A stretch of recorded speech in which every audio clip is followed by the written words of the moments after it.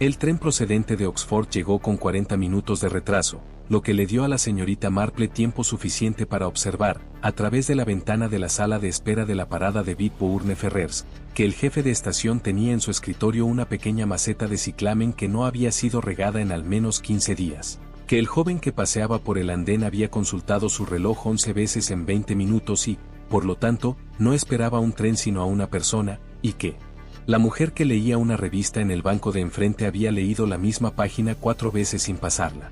En general, la señorita Marple encontraba las estaciones de tren instructivas.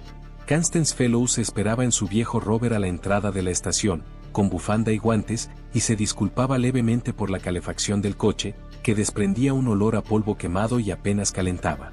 Era una mujer afable, Constance, de esas que llenan una habitación sin agobiarla, que se acuerdan de que tomas el té sin azúcar, que poseen esa cualidad particular de la viudez que no es exactamente tristeza, sino una leve y permanente adaptación, como si hubiera reorganizado su ser para dar cuenta de su ausencia y se hubiera acostumbrado a la nueva disposición. Lo encontrarás muy tranquilo, dijo Constance mientras el rover recorría la única calle principal del pueblo, una oficina de correos, un pub llamado Ferrers Arms, una carnicería con una tarjeta navideña escrita a mano en el escaparate. Aunque quizás no tan tranquilo como esperaba. Ha habido un pequeño contratiempo. La señorita Marple, que había aprendido a lo largo de muchas décadas que valía la pena prestar atención a las pequeñas complicaciones de Constance, preguntó de qué tipo. Ha llegado la sobrina de Dorothea Calveten. Harriet Voss. Viene acompañada de su marido. Constance trazó una curva cerrada con la seguridad que le daba la experiencia. Llegó el 23. Dorothea no la esperaba hasta el 25, si es que llegaba. Hay una carta de un abogado de por medio, aunque nadie sabe los detalles. ¿Cómo es la señora Voss? Constance lo consideró un momento, como solía hacerlo con casi todo, con honestidad, sin precipitarse a sacar conclusiones. Paciente, dijo. Muy paciente. Su madre era igual. Eleanor Voss, la hermana menor de Dorothea, ya sabes, no se hablan desde hace 30 años, o no se hablaban. Hubo una disputa por la herencia cuando murió el viejo señor Calveten. Me han dicho que Eleanor tenía un jardín precioso en su época. Harriet es igual, hace maravillas con las plantas altas. Delfinios, acónitos, plantas que requieren tiempo y atención. La casita se encontraba al final de un camino rural que salía de la entrada principal de la mansión. Era pequeña, de piedra y olía agradablemente a humo de leña.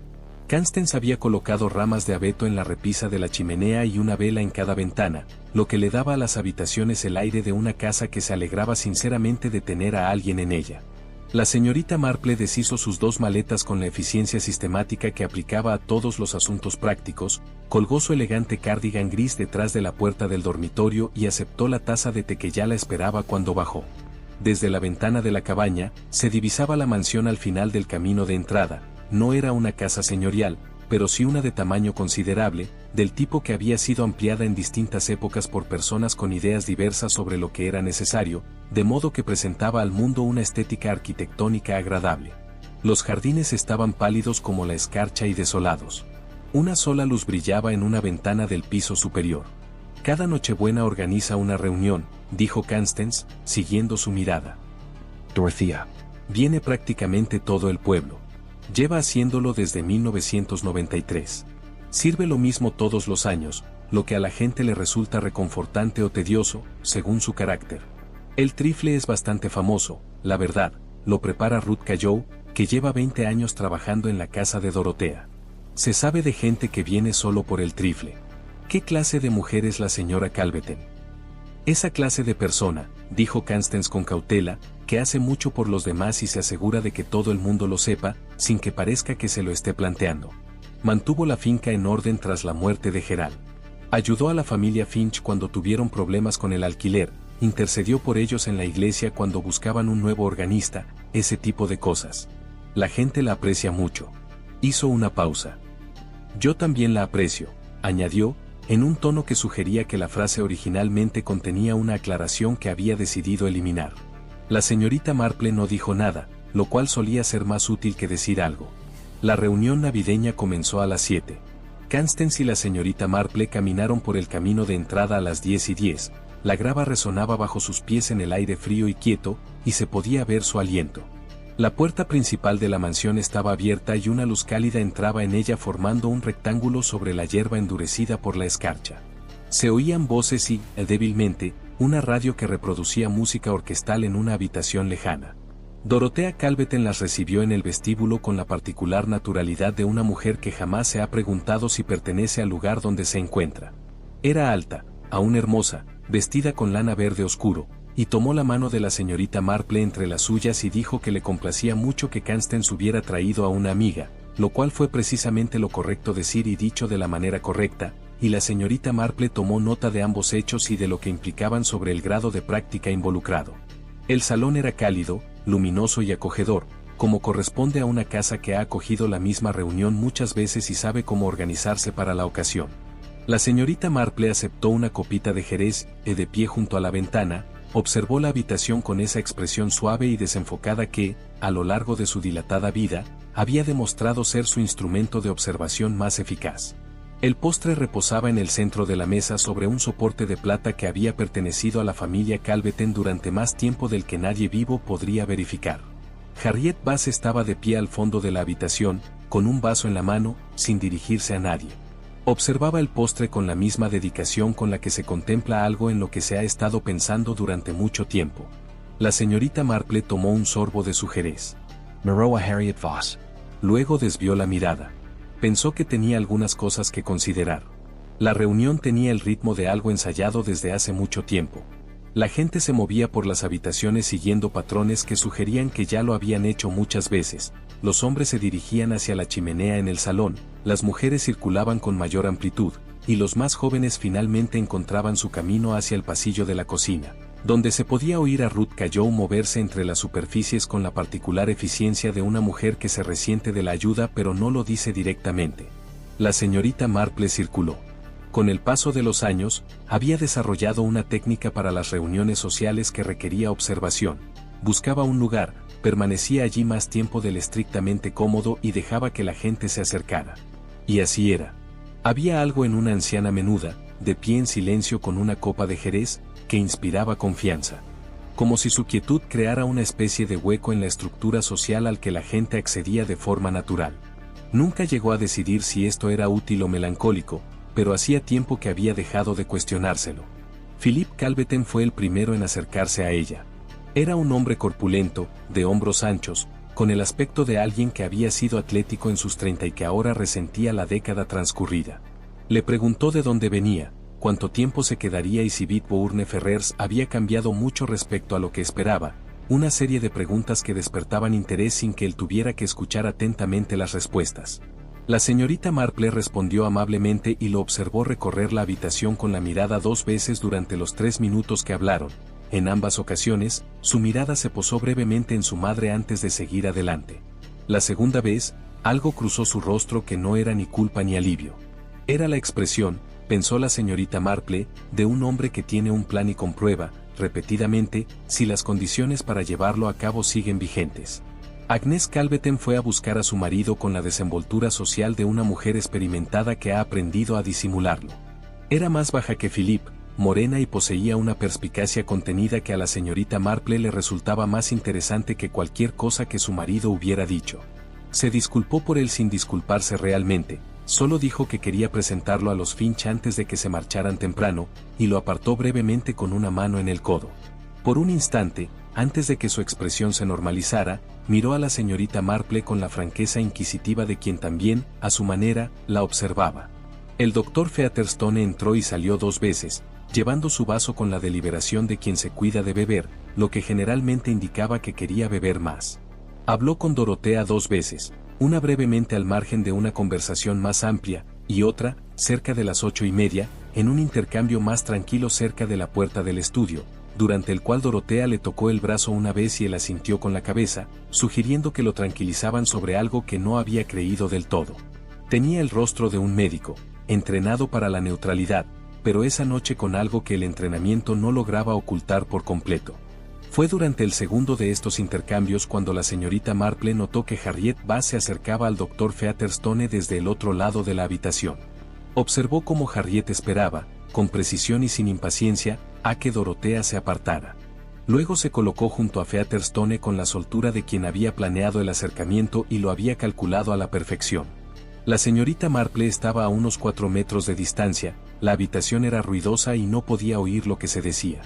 Vio cómo la expresión de Featherstone cambiaba de cordial a reflexiva, la mirada de un hombre que pensaba en una pregunta, no que simplemente la recibía. Habló durante unos 45 segundos.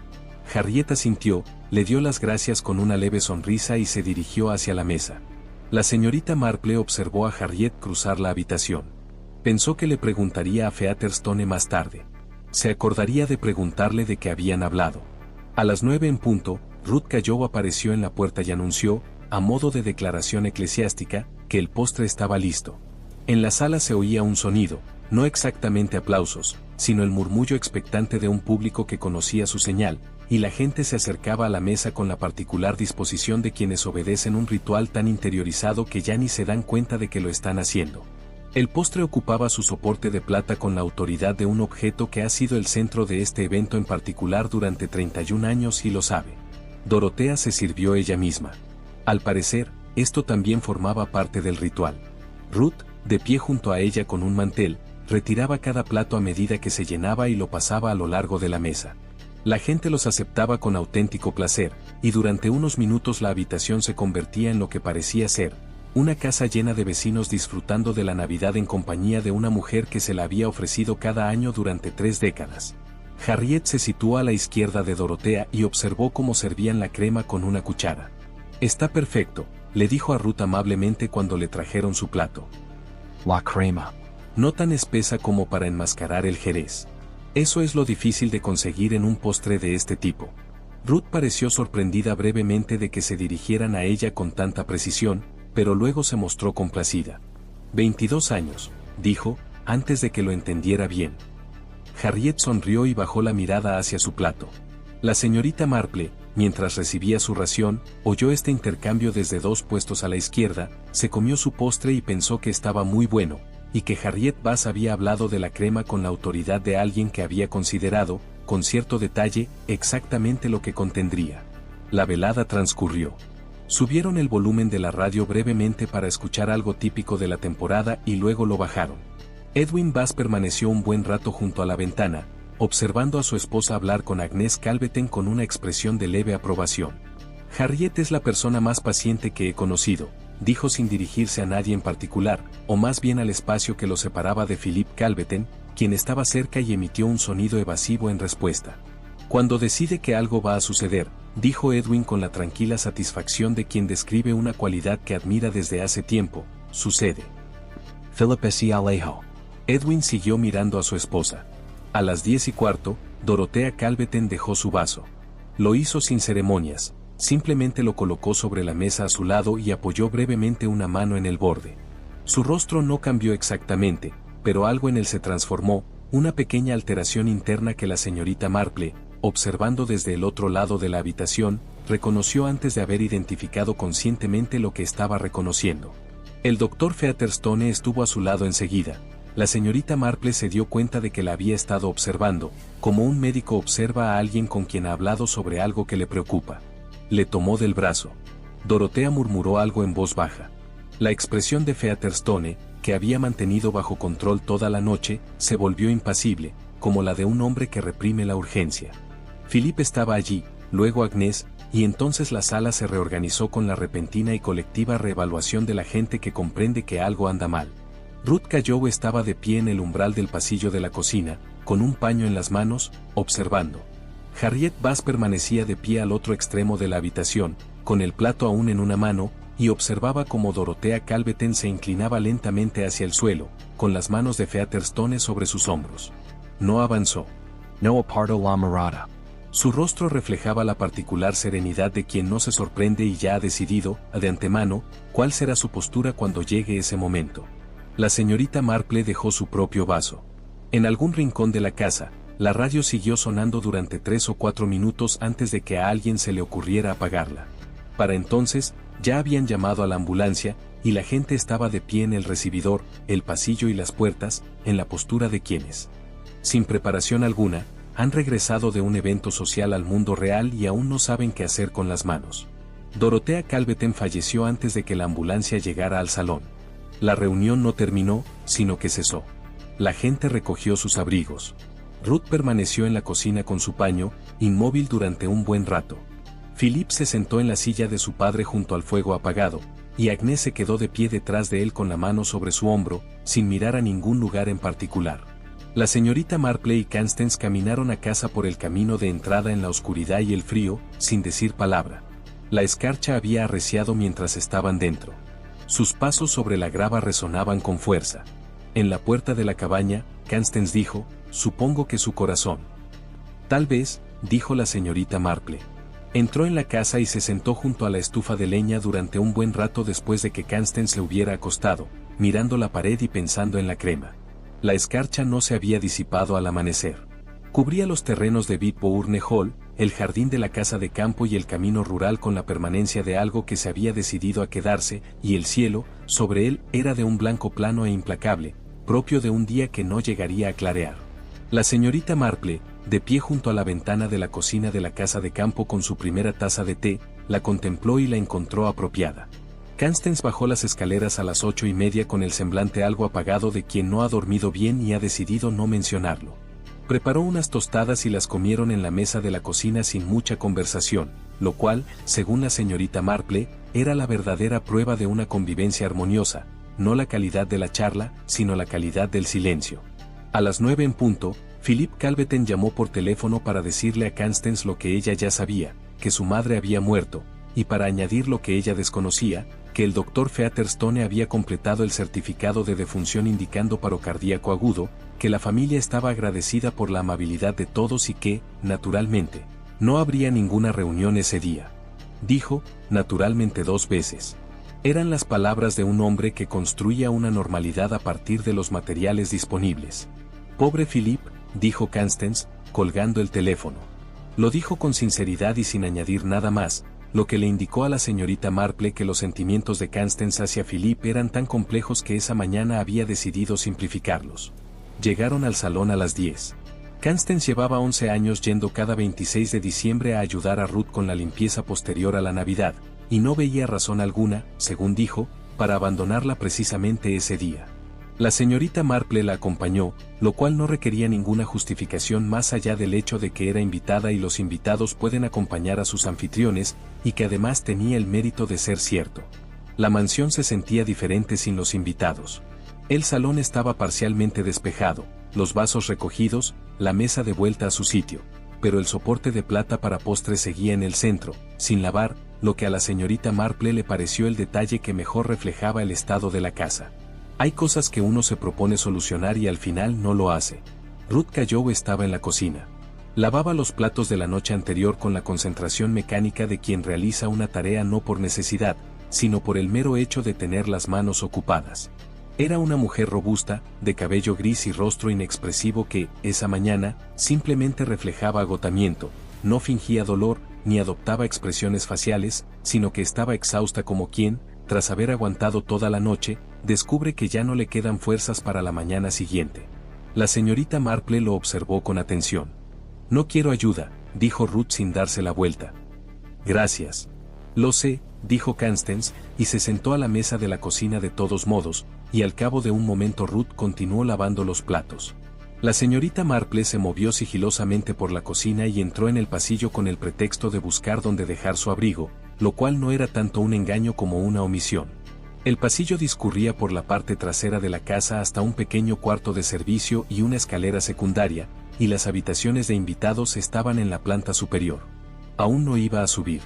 Se quedó en el pasillo y escuchó la casa, que tenía esa cualidad particular de un gran edificio que absorbe algo que no se le había pedido que absorbiera antes. Tras unos minutos, regresó a la cocina y aceptó la taza de té que Ruth, sin quererlo, le había preparado.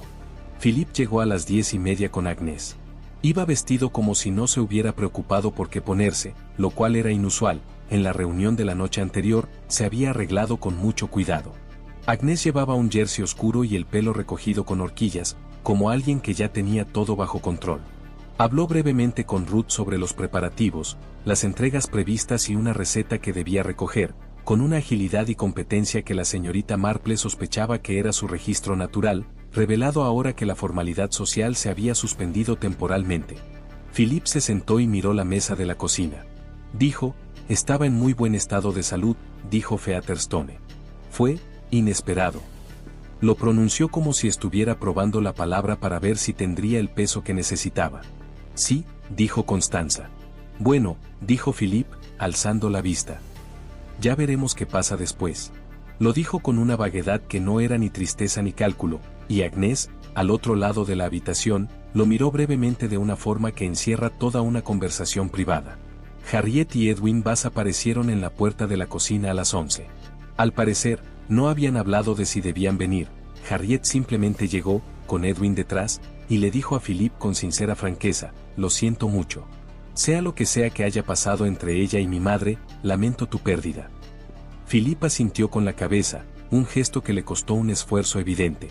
Agnès observaba a Harriet con la atención de quien ha revisado su opinión sobre una persona y aún está definiendo cuál debería ser la nueva valoración. Edwin, con su habitual pragmatismo, se quedó en el umbral de la puerta y observó la cocina con la serenidad de un agrimensor. Fue precisamente en ese momento de reorganización general, la gente buscando dónde colocarse, Agnès acercándose a la encimera, Philip frotándose la cara con una mano, cuando la señorita Marple se encontraba justo más cerca de la puerta del pasillo. Y Constance, que había salido al pasillo a buscar su bufanda, regresó diciendo, Harriet, creo que dejaste la ventana abierta, hay una corriente de aire terrible en lo alto de la escalera. Lo noté al pasar. Oh, dijo Harriet, sin mayor alarma. Yo me encargaré. Se fue, regresó 4 minutos después y dijo que todo estaba solucionado. La señorita Marple, que había notado que Constance también había mencionado, al pasar de nuevo, que en el alféizar de la ventana de la habitación de invitados había lo que parecía ser una colección de botellitas. Harriet parece tomar muchas cosas para su salud, Edwin, ¿no te preocupa? Observó a Edwin sonreír con la sonrisa de un hombre que considera los hábitos de su esposa encantadores y ajenos a su voluntad. Ella jura por varias tinturas, dijo amablemente. Ya dejé de cuestionarlo. El inspector Donald Croft llegó a las 11:30. Era un hombre de complexión robusta, con la sobriedad propia de quien ha aprendido a ocupar poco espacio, y tenía un rostro que parecía diseñado para no revelar nada mientras lo recibía todo. Lo acompañaba un agente que tomaba notas.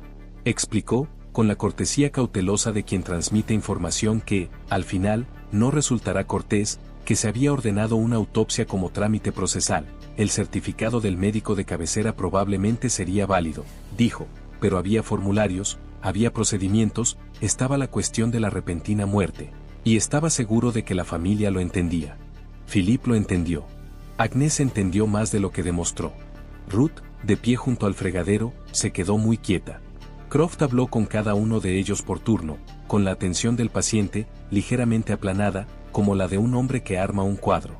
Fue cortés con la señorita Marple, es decir, la trató con cortesía y desdén, preguntándole solo cuánto tiempo llevaba en la cabaña y si había notado algo inusual durante la reunión. La señorita Marple dijo que había pasado una velada muy agradable, hasta el final. Croft no escribió nada en respuesta. Cuando habló con Ruth, fue algo más amable de lo que la señorita Marple había esperado. Ruth respondió a sus preguntas con la vacilante cautela de quien recorre un camino que no puede ver con claridad, confirmando que ella había preparado el postre, que había estado en la cocina casi toda la tarde preparándolo, que nadie más lo había hecho. Hizo una breve pausa, y luego añadió que nadie más había estado realmente en la cocina durante la preparación. De modo significativo, señaló la señorita Marple. Las manos de Ruth, que habían permanecido inmóviles durante la mayor parte de la conversación, encontraron el paño sobre el mostrador y lo sujetaron. Croft le dio las gracias y siguió su camino. Tras su partida, la cocina conservaba la atmósfera particular de una habitación de la que algo se había marchado recientemente, dejando tras de sí su huella. Philip fue al estudio. Agnès lo siguió. Edwin le sugirió discretamente a Harriet que le dieran un poco de privacidad a Ruth. Harriet estuvo de acuerdo y subieron las escaleras.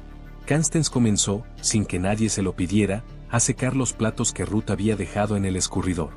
La señorita Marple estaba sentada a la mesa de la cocina y observaba a Ruth Caillou, que se había vuelto hacia el fregadero y lavaba un cuenco que ya estaba limpio. Mantenía los hombros rígidos y con una postura deliberada, y su dolor, la señorita Marple estaba segura de que era dolor, no culpa, aunque comprendía perfectamente que, desde fuera, parecieran casi idénticos, emanaba de ella como el calor que se desprende de una piedra tras haber sido expuesta al sol. Algo que había sido absorbido durante mucho tiempo, liberándose lentamente. La señorita Marple pensó que ese tipo de dolor era propio de alguien que había servido con devoción y había sido tratado como un mueble, que había hecho las paces con ello y que ahora descubría que esa paz no sobrevivía a la pérdida de aquello con lo que se había hecho. Pensó en la breve pausa de Ruth. Nadie más había estado realmente en la cocina. Alguien había estado en la cocina. No de forma significativa. Simplemente lo suficiente. Observó el cuenco limpio sobre el escurridor, que Ruth estaba lavando de nuevo, y pensó que era muy importante averiguar quiénes se habían considerado insignificantes. El resultado se conoció el día 27, a las 10 de la mañana, por teléfono a Philippe Calveten, quien se lo comunicó a Agnès, que fue la única que comprendió su significado antes de que él terminara de decirlo. Akhenatina. Presente en la capa de crema del postre en cantidad suficiente para provocar un paro cardíaco en una adulta de la edad y constitución de Dorothea Calveten. La autopsia fue inequívoca al respecto, lo cual, según observó el patólogo, resultaba algo inusual para la aconitina, que no era un compuesto común y no siempre se identificaba sin pruebas específicas. Estas pruebas se solicitaron porque el patólogo había encontrado la presentación cardíaca ligeramente irregular y, profesionalmente hablando, era de los que confían en lo que es ligeramente irregular. Philippe permaneció sentado en el estudio con esta información durante 20 minutos antes de que llegara Croft. Agnès se sentó frente a él y habló muy poco, lo cual era la respuesta correcta y a la que había llegado sin pensarlo mucho. La señorita Marple se enteró por Constance, quien a su vez lo había oído del Dr. Featherstone, a quien Croft había llamado por teléfono como cortesía profesional antes de notificar formalmente a la familia. Featherstone llamó entonces a Constance, al parecer porque necesitaba avisar a alguien ajeno al asunto y Constance era la persona en quien confiaba para este asunto. Según contó Constance, Featherstone dijo que creía que debería haberlo sabido. Lo repitió 2 veces. Lo está pasando muy mal, dijo Constance. Ella y la señorita Marple estaban en la sala de estar de la cabaña.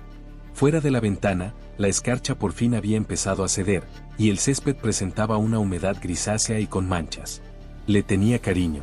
Siempre he pensado que más que por amor, aunque nunca lo hubo, simplemente es un hombre que quería a alguien y ahora tiene que lidiar con ello como médico, lo cual no es fácil.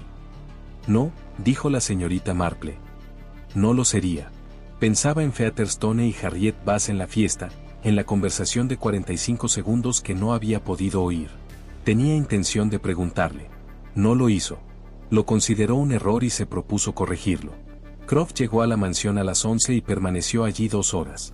La señorita Marple y Constance subieron por el camino de entrada a las 12:30, lo que Constance justificó diciendo que estaba devolviendo un plato que le había pedido prestado a Ruth en octubre, lo cual era cierto y constituía una razón suficiente para estar en la propiedad sin que ello supusiera un engaño. La mansión había cambiado de nuevo.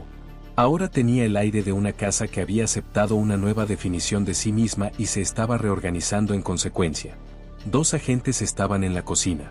Ruth estaba sentada a la mesa, sin fregar los platos, con una taza de té frío delante. Philippe estaba en el estudio con Croft. Agnès estaba en la mansión cuando llegaron y abrió la puerta con la expresión de alguien que llevaba 2 horas lidiando con la situación y ya no sabía cómo controlarla. Constance, dijo. Gracias por venir. Miró a la señorita Marple con la misma franqueza evaluadora de la mañana anterior, pero ahora con una mirada más aguda, reajustada. Señorita Marple, por favor, pase. Los llevó al salón en lugar de a la cocina, lo que le indicó a la señorita Marple que la cocina era donde sucedían las cosas y que Agnès mantenía la periferia despejada. Harriet y Edwin ya estaban allí. Harriet estaba sentada en la silla junto a la ventana, serena, con las manos entrelazadas en el regazo. El bloc de notas sobre la mesita auxiliar sugería que había estado tomando apuntes que ahora había dejado a un lado. Edwin estaba de pie, porque, como había observado la señorita Marple, Edwin siempre se ponía de pie cuando se sentía incómodo y no había decidido qué hacer al respecto. Dicen que es veneno, dijo Agnès sin preámbulos, una vez cerrada la puerta. Croft ha sido muy cuidadoso con sus palabras, pero a eso viene todo. Harriet dijo, sí. Edwin miró a su esposa. Querrán saber cómo se accedió a la cocina, continuó Harriet. Su voz denotaba la capacidad de alguien que, tras haber reflexionado ya en voz alta, había terminado de pensar. ¿Quién preparó la comida? quien estaba en la habitación, si algo quedó desatendido. Ruth lo preparó, dijo Agnes. Siempre lo prepara. ¿Estuvo sola toda la tarde? Agnes la miró. Fue una mirada breve, pero significativa. Creo que sí. En su mayor parte. Principalmente, la señorita Marple miró el bloc de notas que había en la mesita auxiliar. La hoja superior tenía 2 líneas de notas escritas con letra pequeña y pulcra que no podía leer desde el sofá. Croft entró en la sala de estar a la 1:10. Tenía la energía contenida de un hombre que ya había formado una idea y ahora estaba en la fase de construir la arquitectura a su alrededor. Fue cortés con todos y les hizo a cada uno una variación de las mismas preguntas: dónde habían estado durante la tarde anterior a la reunión, si habían entrado en la cocina en algún momento, si habían visto a alguien más hacerlo. Le preguntó a Harriet si había estado en la cocina. Harriet dijo que se había ofrecido a ayudar a llevar cosas en un momento dado, sobre las 5:30, creía, y que había traído un plato de la despensa fría. Siempre he encontrado en las cocinas un lugar donde conectar con la tierra, añadió, amablemente. Quería ser útil sin estorbar. Croft lo anotó. Lo escribió con el tono, si es que se puede decir que una acción física tiene tono, de alguien que anota un hecho en lugar de un detalle, archivándolo como contexto en lugar de contenido. La señorita Marple lo observó hacerlo. Se dirigió a la señorita Marple con la cortesía y eficiencia que ya utilizaba para referirse a ella. Era una invitada, era mayor, no era de Bitbourne Ferrers y, a su juicio, pertenecía a la categoría de testigo periférica. Le preguntó si había observado algo durante la reunión que le hubiera parecido inusual. La señorita Marple consideró la pregunta con aparente esfuerzo. Me di cuenta, dijo, de que el postre estaba muy bueno. Croft la observó por un momento. Sí, dijo. Exactamente. Terminó con ellos y regresó al estudio. Agnes lo vio marcharse con la expresión de una mujer que suma una columna de cifras que, por más que la sume, no darán como resultado una suma satisfactoria. Philip salió del estudio a las 2 en punto. Tenía el aspecto de un hombre al que habían interrogado durante hora y media sobre asuntos que rozaban, repetidamente y de forma incómoda, con algo sobre lo que no se le preguntaba en absoluto. Se sentó en la silla de su padre en el salón y miró el soporte de plata vacío en el centro de la mesa, que nadie había guardado todavía. La señorita Marple, al pasar por la puerta, vio su expresión.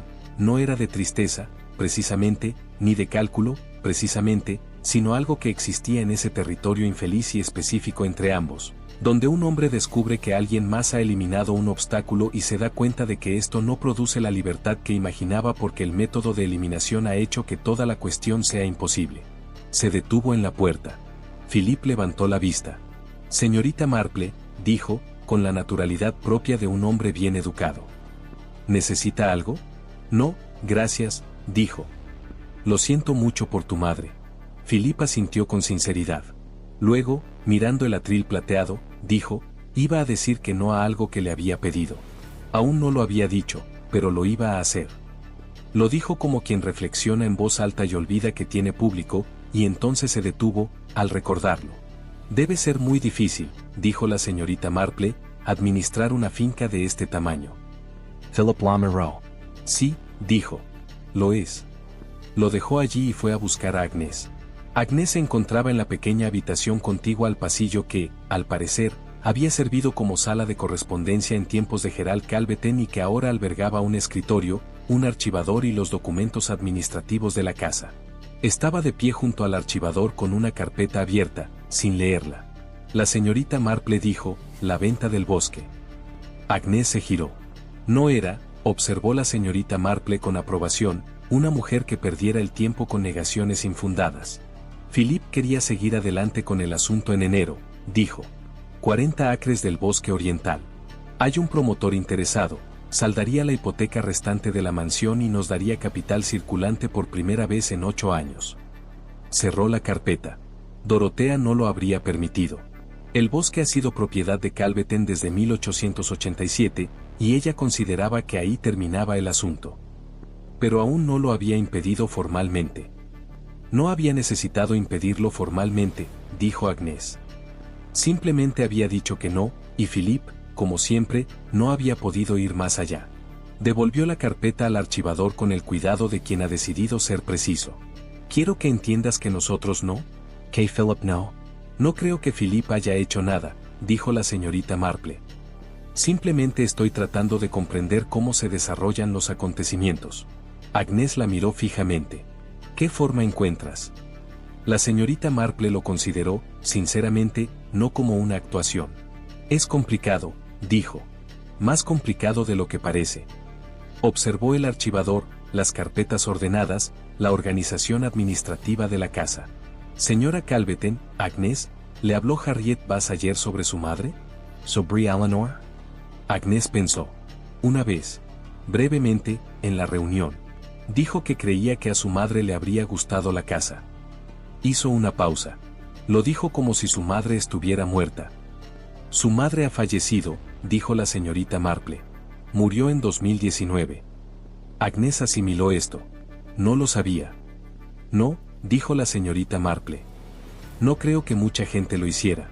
Dio las gracias a Agnes y fue a buscar a Constance a la cocina, donde ésta había estado sentada con Ruth, en la cordialidad práctica de una mujer que entendía que algunas formas de consuelo no requieren palabras y otras, una segunda taza de té. Ruth no había hablado mucho. Le habían servido un té caliente en lugar del frío, y luego lo habían dejado enfriar de nuevo. En la puerta, Croft los interceptó. Con la enérgica cortesía de quien tiene una opinión formada y está seguro de ella, le dijo a Constance que tendría que hablar con Ruth Cayow de nuevo al día siguiente por la mañana y que, mientras tanto, no hiciera planes para abandonar la mansión. Constance dijo que estaba segura de que Ruth lo había entendido. Ruth, visible en el pasillo de la cocina, sostenía su paño con ambas manos. Había oído. Su rostro adoptó la expresión que la señorita Marple había estado observando desde la mañana anterior, la expresión de una persona que lidia con la culpa, que no es culpable de aquello de lo que se la sospecha y que no puede explicarse sin confesar la otra cosa, la cosa menor, aquello que ha permanecido oculto tras sus ojos durante 9 años. De camino de vuelta por el camino de entrada, Constance dijo, él cree que es Ruth. Sí, dijo la señorita Marple. ¿Tiene razón? La escarcha había desaparecido por completo. La grava estaba oscura y húmeda bajo los pies y los setos desnudos goteaban en el aire inmóvil. La señorita Marple caminaba sin prisa y pensaba en una mujer que había lavado el mismo cuenco 2 veces, y una pausa antes de la palabra de modo significativo y una persona que se había ofrecido a ser útil y que había encontrado en las cocinas una forma de conectar con la realidad, y una crema que no era lo suficientemente espesa como para enmascarar el jerez. No, dijo ella. Él no tiene razón. Entonces, ¿quién? Aún no lo sé, dijo la señorita Marple, lo cual no era del todo cierto. Conocía la forma general, pero aún no conocía todos los detalles. Necesito averiguar sobre Eleanor Bass, dijo. ¿Cómo fue su vida? ¿Cómo fueron sus últimos años? Constance Lamoureux. ¿Crees que esto tiene que ver con Eleanor? Creo, dijo la señorita Marple con cautela, que casi todo gira en torno a algo que sucedió hace mucho tiempo. La dificultad reside en que se necesita tiempo para saber cuánto tiempo hace. Entraron. Constance puso la tetera al fuego y la señorita Marple se sentó a la mesa de la cocina y reflexionó sobre la paciencia. Sobre lo que significaba esperar, no por incertidumbre, sino porque el momento aún no había llegado. Sobre una mujer al otro lado de la habitación que observaba cómo vertían crema en un cuenco en el que llevaba pensando mucho tiempo. Edwin Bass lo había dicho con admiración. Cuando ella decide que algo va a pasar, pasa. La señorita Marple cruzó las manos sobre la mesa. Había sucedido. La pregunta ahora era cuánto tiempo hacía que lo había decidido. La carta del abogado procedía de un bufete de abogados de Cheltenham llamado Brice, Alderton y Lamb, y Harriet Bass se la enseñó a la señorita Marple la mañana del 27 sin que se lo pidieran. Esto ya era interesante. La señorita Marple había ido a la mansión a las 10, Constance tenía su propio motivo para ir, una conversación con Agnes sobre el asunto práctico de las pertenencias personales de Dorotea, y había encontrado a Harriet en el invernadero, sentada en una de las sillas de mimbre con una taza de café y un bloc de notas, escribiendo. Había levantado la vista cuando la señorita Marple apareció en la puerta y dijo, sin preámbulos, me imagino que le gustaría ver esto. El invernadero era frío.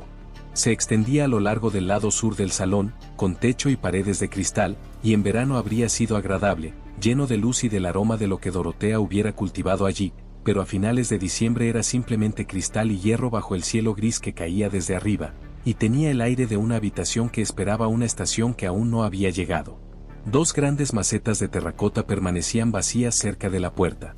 Una tercera contenía una adelfa muerta, aún erguida en su tierra seca, conservando aún su forma. La señorita Marple se sentó en la otra silla de mimbre y leyó la carta. La carta, fechada el 14 de diciembre, procedía del señor Alderton. Se refería a un codicilo del testamento de Gerald Arthur Calveten, otorgado en febrero de 1987, que otorgaba ciertos beneficios a Eleanor Ruth Bass, de soltera Calveten, específicamente en relación con una propiedad conocida como Bigwood Cottage, que había sido el hogar de la infancia de Eleanor y Dorotea. Tras el fallecimiento de Gerald, el codicilo fue anulado alegando que la propiedad había sido enajenada antes de su muerte, por lo tanto, el legado era nulo. La carta del señor Alderton sugería que había surgido nueva información sobre las circunstancias de dicha enajenación y que podría haber motivos para impugnarla, en caso de que la señorita Harriet Bass deseara reclamarla como heredera de su madre. La señorita Marple lo leyó 2 veces y lo devolvió. «La casa de tu madre», dijo ella. «La casa de sus padres», dijo Harriet. «Que Dorotea y Gerald adquirieron en 1984. Cuando murieron mis abuelos, mediante un mecanismo que el señor Alderton describe como legalmente válido y que Eleanor siempre describió de otra manera». Dejó la carta sobre el bloc de notas. «Mi madre creció en esa casa. La quería. Gerald le prometió, de manera informal, y poco acertada, dado el significado legal de informal, que podría usarla. Luego, ella y Dorotea se distanciaron en 1986, el codicilo se redactó en 1987, Gerald murió en 1991, el codicilo se declaró nulo y la casa se vendió en 1994. Miró la adelfa marchita. Mi madre vivió en un piso en Cheltenham durante los últimos 22 años de su vida. Murió allí. «¿Y viniste aquí?», dijo la señorita Marple, «¿para qué? ¿Para entregarle la carta a Dorotea?». «Fui a ver su cara cuando lo leyó», dijo Harriet. Lo dijo sin dramatismo, como una simple constatación de un hecho. Quería que supiera que esto no había terminado. Que Eleanor tenía una heredera que lo había leído todo, que había contratado a un abogado y que no iba a permitir que el asunto quedara así sin más. «¿Y habías visto su rostro?». «Llegué el 23», dijo Harriet. «Le entregué la carta el 24. La leyó en su escritorio del estudio y luego me miró y me dijo que lamentaba todo lo que Eleanor había sufrido y que sus abogados revisarían el asunto el año que viene». Una pausa. Lo dijo como si estuviera aceptando una queja. La señorita Marple guardó silencio un instante. El frío del invernadero se colaba por el cristal.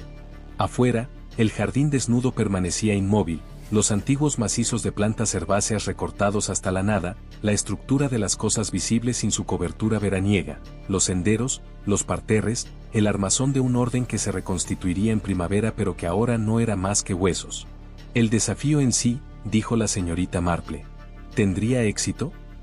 Harriet la miró con una expresión que, en otro contexto, podría haber sido de diversión. «El señor Alderton cree que hay argumentos razonables». Que un argumento razonable tenga éxito en manos de los abogados de la familia Calveten es otra cuestión. Llevan 40 años gestionando los asuntos de los Calveten. Cogió su taza de café, la encontró fría y la volvió a dejar. «Mi madre no tenía dinero para abogados. Yo sí. Esa es la diferencia». La señorita Marple reflexionó sobre esto. En conjunto, se trataba de una convincente estructura de motivos. Una mujer con una queja legítima, una antigua injusticia familiar, una nueva vía legal y una víctima que había recibido el desafío con serenidad burocrática en lugar de mostrar remordimiento alguno. La venta del bosque les dio a Philippe y Agnès una razón. El desafío del codicilo le dio una razón a Harriet. El acceso de Ruth le dio una razón al inspector. La casa, en ese momento, estaba llena de razones. Y sin embargo, la señorita Marple había dedicado su vida a observar la diferencia entre desear la muerte de alguien y justificar su muerte. No eran lo mismo.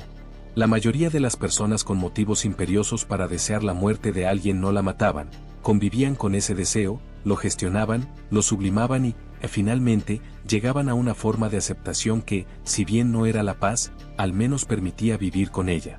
El paso adicional de desear actuar requería algo más que una simple razón. Requería una configuración interna específica, una persona que había llegado a un punto en el que los canales habituales no solo habían fallado, sino que se habían vuelto, de alguna manera fundamental, intolerables. Miró a Harriet Bass, que observaba a la adelfa muerta con una expresión de perfecta serenidad. Ella pensó, la carta. La carta es el motivo visible, y se ha hecho visible deliberadamente. No como alguien que intenta distraer, sino como alguien que ha decidido que la transparencia sobre este asunto en particular es la postura correcta. Alguien que ha reflexionado sobre cuál es la postura correcta y la ha adoptado. Pensó, pero si la carta era el verdadero motivo, Dorotea tenía que estar viva.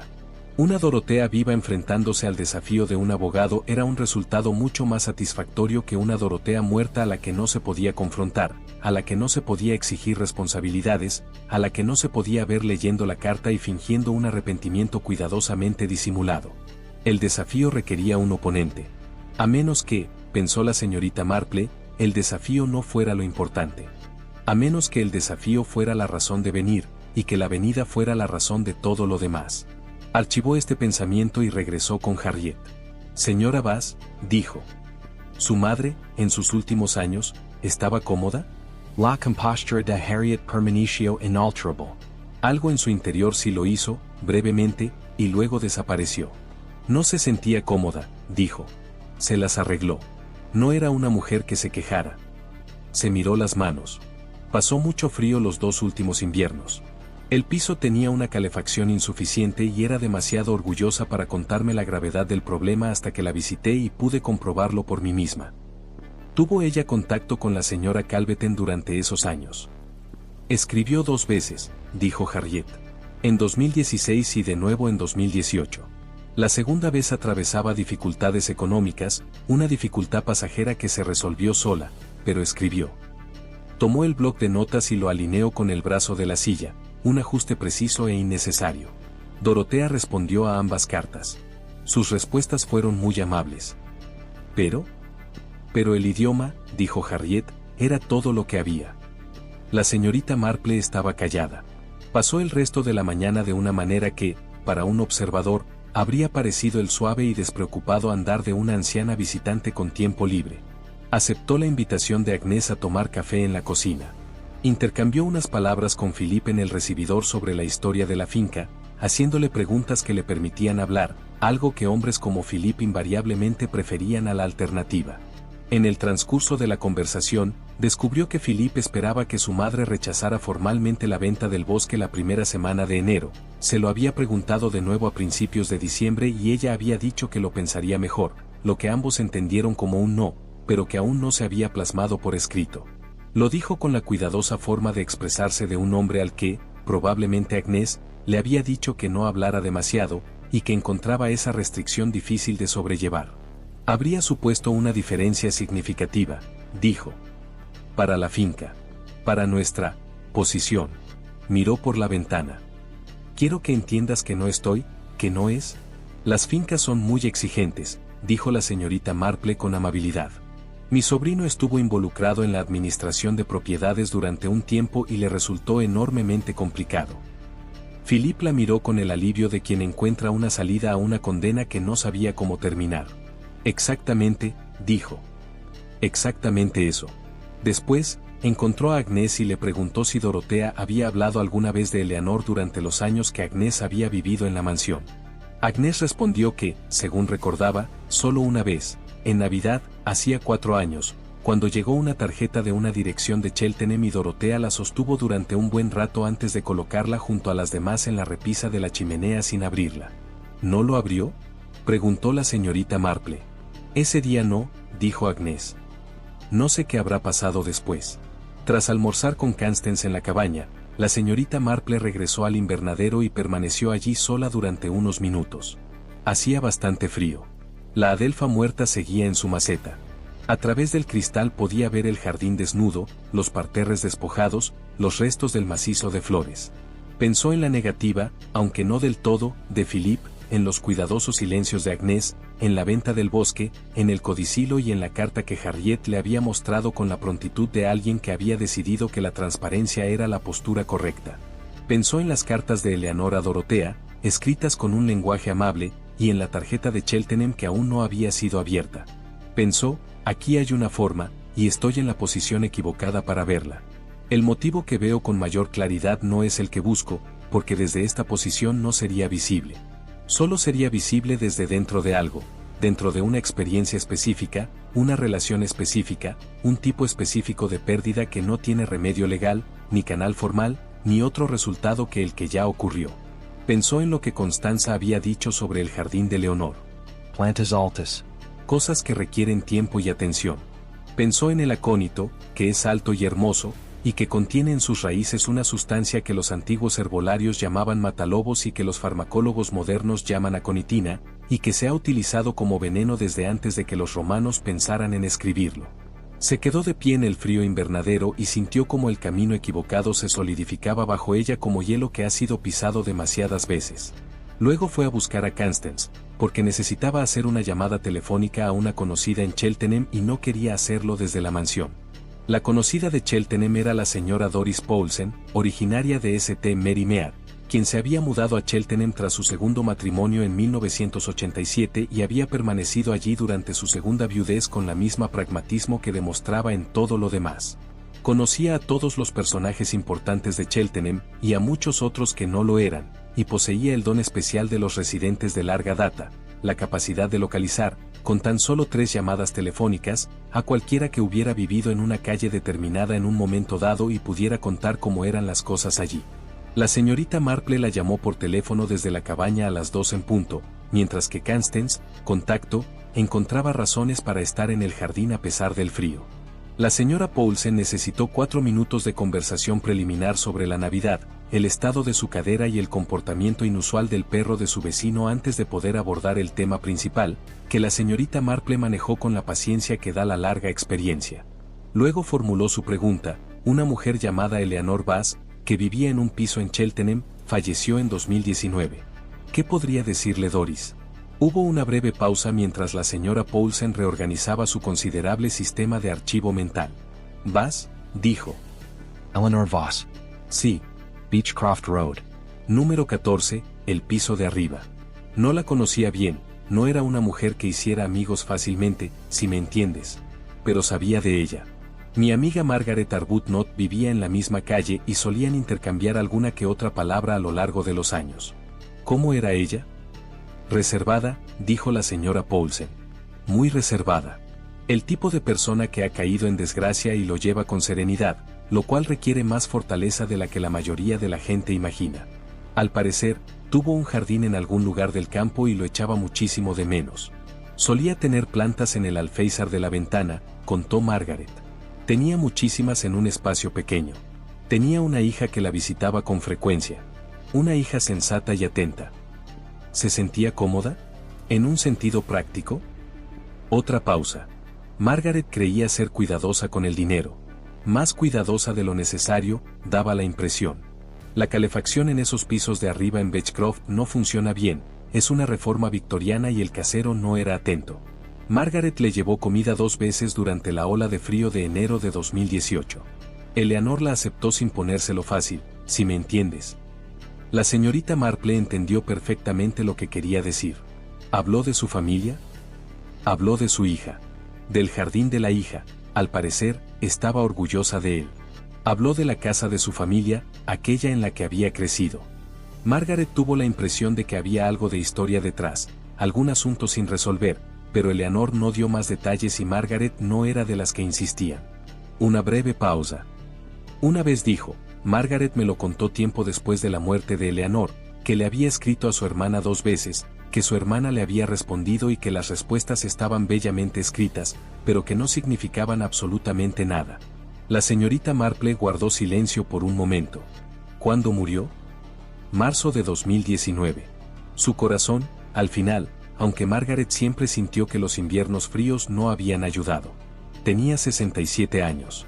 La voz de la señora Poulsen cambió ligeramente, adquiriendo ese tono particular que reservaba para las cosas que merecían un sentimiento genuino. La encontró la mujer de abajo, que se había fijado en la leche. 3 días, creo. Harriet estaba en Nueva Zelanda con su marido, un viaje de trabajo, no fue culpa de nadie, estas cosas pasan. Pero volvió a un piso vacío y a una madre que llevaba 3 días fuera, y eso, dijo la señora Poulsen con la sencilla autoridad de una mujer que ha vivido lo suficiente como para saber lo que cuestan las cosas, no es algo que se pierda fácilmente. La señorita Marple le dio las gracias, intercambiaron los 2 minutos necesarios de conversación final y colgó el teléfono. Se quedó sentada un rato en la mesa del teléfono de la cabaña sin moverse. 3 días. Un piso vacío. Una hija que la visitaba con frecuencia, que era atenta, que regresó de Nueva Zelanda y descubrió que su madre llevaba 3 días fuera. Que entonces revisó los papeles de su madre y encontró las cartas de Dorotea, bellamente escritas, pero sin ningún significado, y que, a partir de ese momento, empezó a pensar con claridad qué quería hacer. No de inmediato. No en medio del dolor. Más tarde, cuando el dolor se había asentado en algo más duro y concreto, y ella lo había leído todo, y había comprendido la naturaleza de lo que se había hecho, no con malicia, no con crueldad deliberada, sino con la particular frialdad y eficiencia de una mujer que lo había planeado todo y que, durante 30 años, se había asegurado de que Eleanor fuera excluida de forma continua y sutil de todo aquello que pudiera haberla ayudado. La señorita Marple pensó en Dorotea Calveten recibiendo a sus invitados en el vestíbulo de su casa con la naturalidad de una mujer que nunca había tenido ocasión de preguntarse si pertenecía al lugar donde se encontraba. Pensó en Eleanor Bass, de Beechcroft Road, que tenía plantas en el alféizar de la ventana de un piso superior con calefacción insuficiente, a quien una vecina visitaba con comida durante la ola de frío, y que fue encontrada 3 días después por la mujer del piso de abajo. Pensó en la distancia que separaba esas 2 vidas, en la única relación que las unía y en lo que significaría ser la hija que regresaba de Nueva Zelanda y sostenía esas 2 fotografías simultáneamente, comprendiendo con total claridad que una de ellas había hecho posible la otra. Se puso el abrigo y salió a buscar a Constance al jardín. Constance estaba haciendo algo con los tallos secos junto a la cerca trasera, algo que probablemente no era necesario hacer en diciembre, pero que le daba a sus manos algo que hacer y una justificación práctica para su presencia en el jardín. Levantó la vista cuando apareció la señorita Marple. ¿Terminaste?, dijo ella. Casi, dijo la señorita Marple. Se detuvo en el sendero y observó el jardín, que estaba desnudo, dañado por las heladas y reducido a su estructura básica, y vio lo que debería haber estado buscando desde que Constance lo mencionó por primera vez, porque había estado allí desde el principio, tan obvio como puede ser algo cuando finalmente uno se encuentra en el lugar adecuado para verlo. Junto a la valla trasera, entre los tallos muertos de la siembra de verano, varios tallos altos seguían en pie, negros y quebradizos en el aire invernal, sin sus cabezas de semillas pero con su estructura general intacta, la altura, los tallos huecos, la configuración particular de una planta que había sido sustancial en su época. Constance, dijo la señorita Marple. ¿Qué te creció ahí atrás? Constance Moreau. Principalmente delfinios. Algo de phlox. Y ahí, señaló un grupo de tallos negros más altos al fondo, eso es acónito. Vuelve a brotar todos los años. Lo tengo desde hace 15 años. Harriet lo cultiva? Constance lo pensó. Me lo imagino. Cultiva todo lo que cultivaba su madre, tú misma lo dijiste, de hecho, fue Eleanor quien me lo enseñó hace años. Decía que era lo más arquitectónico de la frontera. Miró los tallos. Hay que tener cuidado con las raíces. La savia puede irritar si no llevas guantes, ¿y las raíces en sí son? Ella se detuvo. Miró a la señorita Marple. Sí, dijo la señorita Marple en voz baja. Las raíces. Permanecieron un momento en el jardín de invierno, rodeados de los tallos desnudos, con el aire frío completamente inmóvil. Jane, dijo Constance. Había usado ese nombre de pila quizás 3 veces en 11 años. ¿Estás segura? No del todo, dijo la señorita Marple. Necesito una cosa más. Necesito saber qué le preguntó Harriet al doctor Featherstone en la fiesta. Miró el acónito, cuyos tallos secos conservaban su forma a pesar del frío. Tenía la intención de preguntarle, pero se me olvidó. Fue un descuido por mi parte. Podría llamarle por teléfono, ofreció Constance. Creo que debería ir a verlo, dijo la señorita Marple. Es el tipo de pregunta que conviene hacer en persona. Entraron en la casa, y la señorita Marple se sentó a la mesa de la cocina mientras Constance preparaba el té, y pensó en Eleanor Bass, que tenía plantas en el alféizar de una ventana en Beechcroft Road, y en una hija que cultivaba todo lo que su madre había cultivado, y en el acónito, que vuelve a crecer cada año y requiere, si uno sabe lo que hace, una atención cuidadosa a las raíces. Pensó en la paciencia. No en la paciencia de esperar sin propósito, sino en la paciencia de una persona que tiene un propósito tan claramente definido que la espera no se siente como resistencia, sino como preparación, cada día un día más cerca del momento en que las condiciones sean las adecuadas, cuando el momento sea inmejorable, cuando 31 años de nimiedades hayan hecho que el método sea tan obvio que la única pregunta que quede sea la fecha. Navidad. Por supuesto, Navidad. No porque fuera dramática, sino porque fue el momento de mayor contraste, Dorotea en su máxima expresión, presidiendo su reunión con su atril de plata y sus 31 años de rituales y su sentido de pertenencia que nunca había requerido esfuerzo, y la ausencia de Eleanor se sintió con mayor intensidad, el piso de Beechcroft Road se enfrió por completo, los 3 días se aprovecharon al máximo.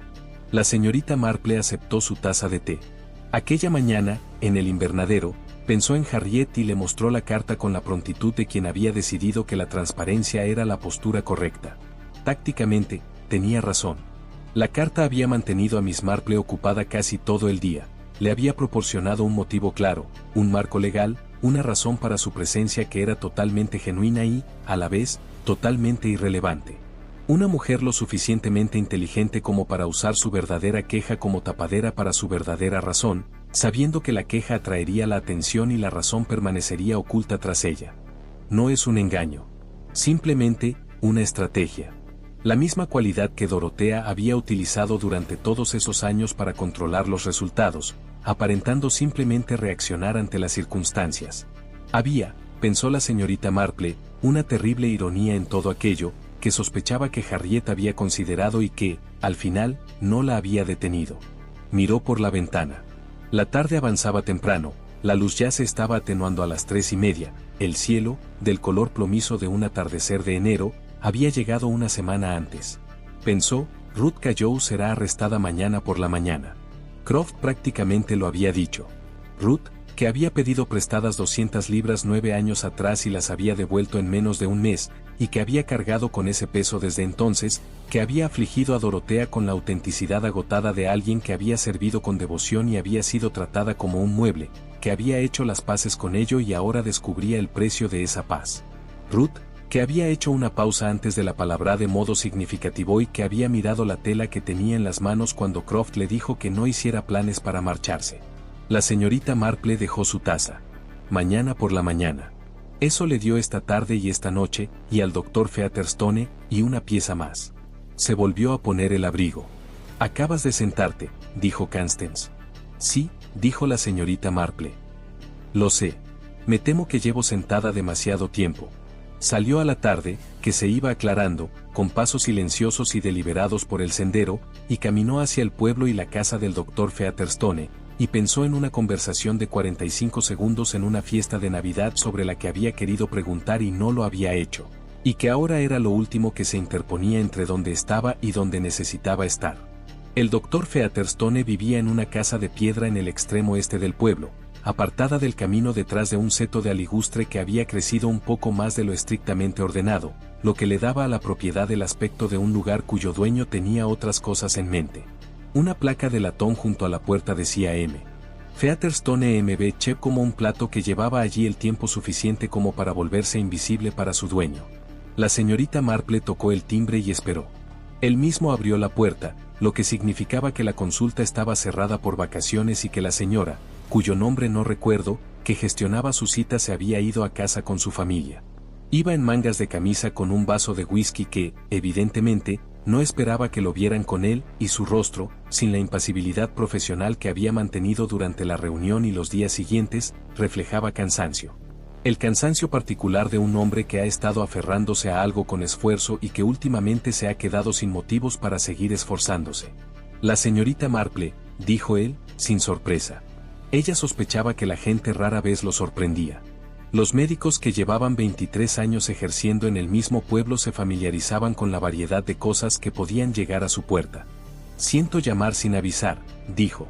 «Me pregunto si tendré 10 minutos». La observó por un momento y luego se hizo a un lado. El salón era una habitación donde se había leído muchísimo durante mucho tiempo, libros por todas partes, las estanterías rebosaban desde hacía rato sobre las mesas y el suelo, con la organización propia de alguien que sabe exactamente dónde está todo y, por lo tanto, no ve razón para imponer un orden más convencional. Había una chimenea encendida. El vaso de whisky fue a parar a la repisa de la chimenea y Featherstone se sentó en la silla frente a la de la señorita Marple con la postura de un hombre que ha decidido cooperar y está descubriendo que esa decisión le está costando caro. Le tenías cariño, dijo la señorita Marple. No era una pregunta, y ella no la formuló como tal. Featherstone miró el fuego por un momento. Fue mi paciente durante 23 años, dijo. Y sí, le tenía cariño. Cogió el vaso de whisky y lo dejó sin beber. Sabía que tenía antecedentes cardíacos. No graves, no del tipo que hicieran predecible el desenlace del jueves pasado, o lo habría dicho mucho antes. Pero sí tenía antecedentes.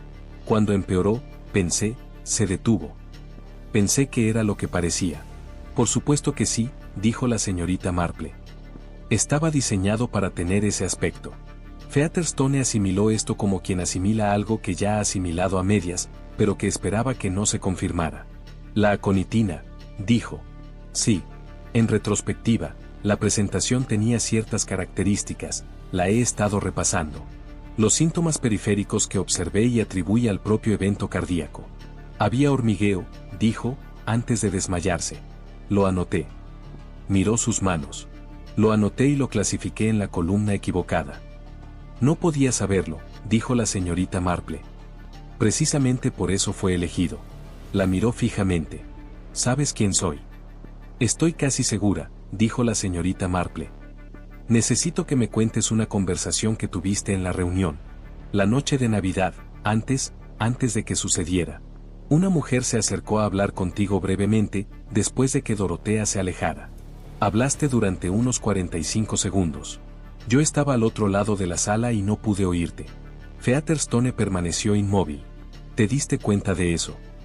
Lo noté, pero no te pregunté al respecto de inmediato, dijo la señorita Marple. Fue un error mío. Te lo pregunto ahora. Se quedó callado un momento, como quien decide no cuánto decir, sino cómo decir lo que ya ha decidido decir. La señora Voss, dijo. Harriet Voss. Se me acercó en la fiesta, yo estaba hablando con Dorotea, y cuando Dorotea se marchó, Harriet intervino. Muy natural. Muy espontánea.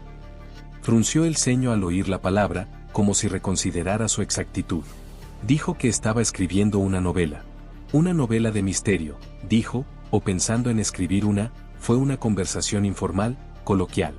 Dijo que había estado leyendo sobre casos históricos de envenenamiento y que se había topado con referencias a la aconitina, y se preguntaba si un patólogo moderno la identificaría fácilmente o si podría pasar desapercibida. El fuego se movía en la rejilla. Afuera, el callejón estaba oscuro y silencioso. Se lo dije, dijo Featherstone. Lo dijo sin rodeos, como debe ser. Le dije que era identificable, pero no siempre, que dependía del patólogo, de las circunstancias, de si había una razón específica para analizar los alcaloides. Le dije que en un caso cardíaco sencillo podría pasar desapercibido. Miró el fuego. Me dio las gracias y siguió su camino. No le di importancia. La gente pregunta cosas a los médicos en las fiestas, es una constante en la profesión. Siempre hay alguien que quiere saber sobre sus síntomas, la receta de su madre o si lo que leyó en internet tiene algún fundamento. Cogió el vaso de whisky. No le di importancia. No se podía esperar que lo hicieras, dijo la señorita Marple. Me estaba preguntando, dijo Featherstone, cómo salir impune. Sí, dijo la señorita Marple. Estaba siendo precavida. Creo que llevaba mucho tiempo siéndolo. Quería saber el margen, usted le dio una valoración profesional del mismo, ella le dio las gracias, lo archivó, volvió a la fiesta y se comió su postre. Featherstone bebió. Dejó el vaso con la precisión de quien coloca algo en el lugar correcto. ¿Qué harás? Necesito hablar con ella antes de que lo haga Croft, dijo la señorita Marple. Tiene intención de arrestar a Ruth Cayoe mañana por la mañana. Ruth no lo hizo, y no podrá defenderse adecuadamente sin confesar algo completamente distinto, que es un asunto aparte y que ya le ha causado 9 años de sufrimiento innecesario. Featherstone la miró. En su expresión se reflejaba la particularidad de un hombre que acababa de replantearse su opinión sobre otra persona, no de forma drástica, pero sí permanente. El dinero prestado, dijo. La señorita Marple lo miró. Lo sé, dijo. Dorotea me lo contó. No como una queja, sino como un hecho. Dijo que Ruth había tomado prestado de la cuenta de la casa y lo había devuelto, y que nunca se lo había mencionado a Ruth porque no había nada que ganar con ello. Dijo que Ruth lo había estado ocultando visiblemente durante años y que ella había decidido no quitárselo porque se detuvo. ¿Por qué?, preguntó la señorita Marple. La mandíbula de Featherstone se tensó ligeramente. Porque era útil, dijo, tener a Ruth un poco endeudada. Un poco desequilibrada. Mantenía las cosas, ella decía que mantenía las cosas en orden. La habitación era muy silenciosa. La señorita Marple miró el fuego. Pensó en Dorothea Calveten recibiendo a los invitados con la naturalidad de una mujer que jamás se había preguntado si pertenecía a ese lugar, en los arreglos que se mantenían en perfecto orden y en las cartas de Eleanor, respondidas con un lenguaje bello que, en realidad, no significaba nada. Pensó en la distancia entre la imagen que el pueblo tenía de Dorothea y la imagen que ahora emergía, detalle a detalle, como un jardín de invierno que revela su estructura cuando la vegetación desaparece, no fea, no monstruosa, sino verdadera.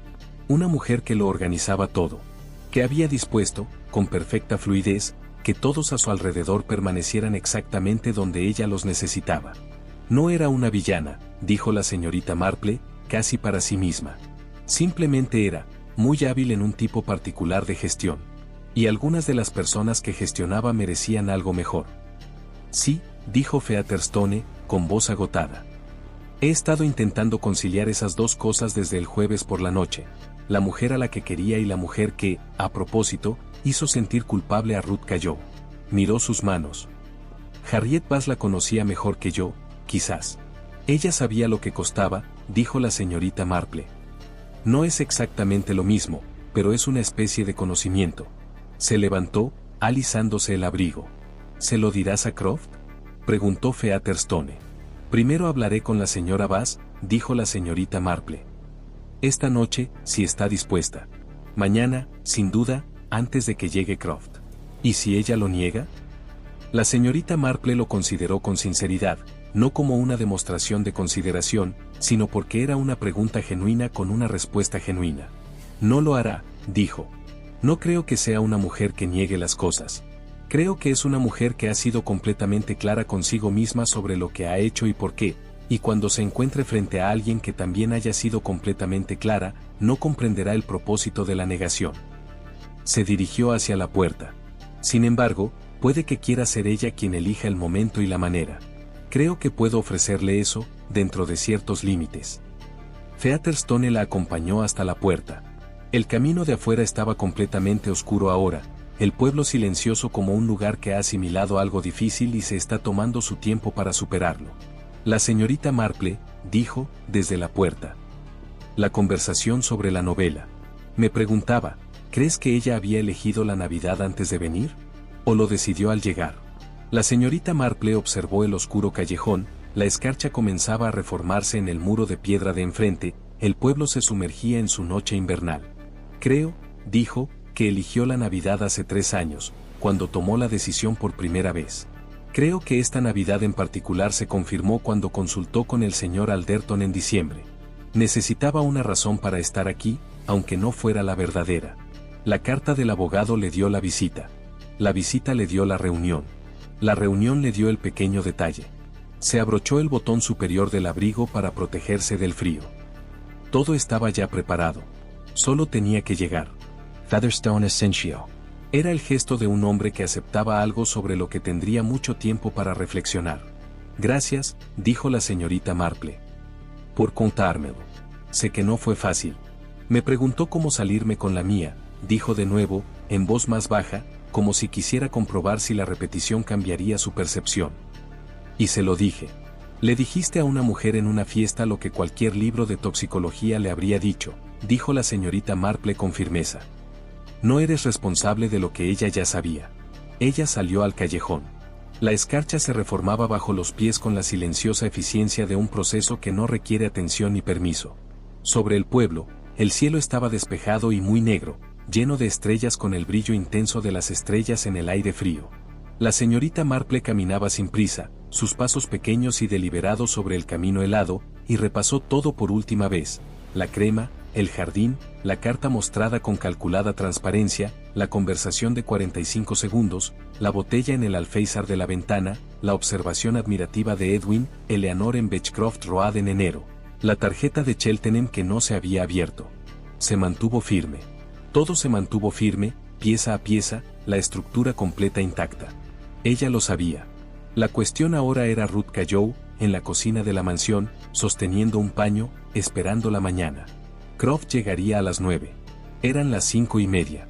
Tenía la tarde, el resfriado y a Harriet Bass, una mujer paciente que, pensó la señorita Marple, comprendería que la paciencia tenía sus límites. Que había un momento en que la serenidad que uno había mantenido durante una preparación larguísima se topaba con otro tipo de serenidad, la de alguien que también había estado observando y esperando, y que, al final, había llegado a la misma situación desde una perspectiva diferente. Ella giró hacia el camino de entrada que conducía al salón. La luz del invernadero estaba encendida. A través del cristal se veía una sola figura, sentada en la silla de mimbre, completamente inmóvil, mirando hacia el jardín oscuro. Harriet Vos. Esperando, como siempre esperaba, con la calma de quien ya ha decidido lo que viene y simplemente deja que el tiempo entre la decisión y el momento transcurra sin resistencia. La señorita Marple miró la figura en el espejo y sintió, no por primera vez en su larga experiencia en estos asuntos, el peso complejo del conocimiento, aquello que era necesario y aquello que costaría, sostenido simultáneamente, como dos objetos de diferentes temperaturas en las mismas manos. Luego entró. La puerta del invernadero estaba abierta. La señorita Marple entró sin llamar, lo cual no era lo más apropiado, pero a su juicio, resultaba adecuado para la ocasión. Harriet alzó la vista al verla entrar, no con sorpresa ni fingiendo indiferencia, sino con el simple reconocimiento de una mujer que esperaba a alguien y se percataba de su llegada. El frío en el invernadero era considerable. La única bombilla sobre las sillas de mimbre emitía una luz amarillenta e insuficiente que convertía las paredes de cristal en espejos, reflejando a las dos mujeres contra la oscuridad del jardín. La adelfa marchita permanecía en su maceta junto a la puerta. Las urnas de terracota vacías proyectaban largas sombras sobre el suelo de baldosas. Era, pensó la señorita Marple, una habitación diseñada para el calor y el crecimiento, pero que esa noche no cumplía ninguna de las dos funciones. Harriet tenía el bloc de notas sobre las rodillas, pero no estaba escribiendo. Lo dejó en la mesita auxiliar cuando entró la señorita Marple y no volvió a mirarlo. «Siéntese, señorita Marple», dijo. La señorita Marple se sentó. Por un instante, ninguno de los dos habló. Esto no se sintió, como a veces sucede con los silencios, como una evasión, sino más bien como dos personas que llegaban al mismo punto por caminos diferentes y se tomaban un momento para confirmar que, efectivamente, estaban en el mismo lugar antes de continuar. Fuera del cristal, el jardín estaba completamente a oscuras. La escarcha terminaba de cubrir los senderos de piedra, los parterres desnudos, los tallos secos del borde. «¿Has hablado con Featherstone?», dijo Harriet. «Sí. Y antes de eso, alguien en Cheltenham». La señorita Marple la miró. «¿Cómo lo supiste?». «No lo hice», dijo Harriet. «Pero era lo más lógico, y no me pareces una mujer que no haga lo obvio una vez que lo identifica». Juntó las manos sobre su regazo con la precisión serena que la señorita Marple había observado en ella desde la primera noche, el gesto de una mujer que ha aprendido a mantener las manos quietas porque, de lo contrario, la delatarían. «Sabía que alguien llegaría tarde o temprano. Pensé que tardaría más. Pensé que sería el inspector». «El inspector Croft es un hombre capaz», dijo la señorita Marple. «Habría llegado hasta allí. Probablemente no antes de que Ruth Cayow pasara un tiempo en una celda, lo cual me parecía un desenlace evitable». Algo se movió brevemente en la expresión de Harriet. No era culpa, exactamente, ni indiferencia, sino algo en el terreno intermedio entre ellas. «No pretendía que Ruth lo llevara», dijo. «Quería que tuviera el aspecto que debía tener. Una anciana con antecedentes cardíacos, una cocina, una nimiedad.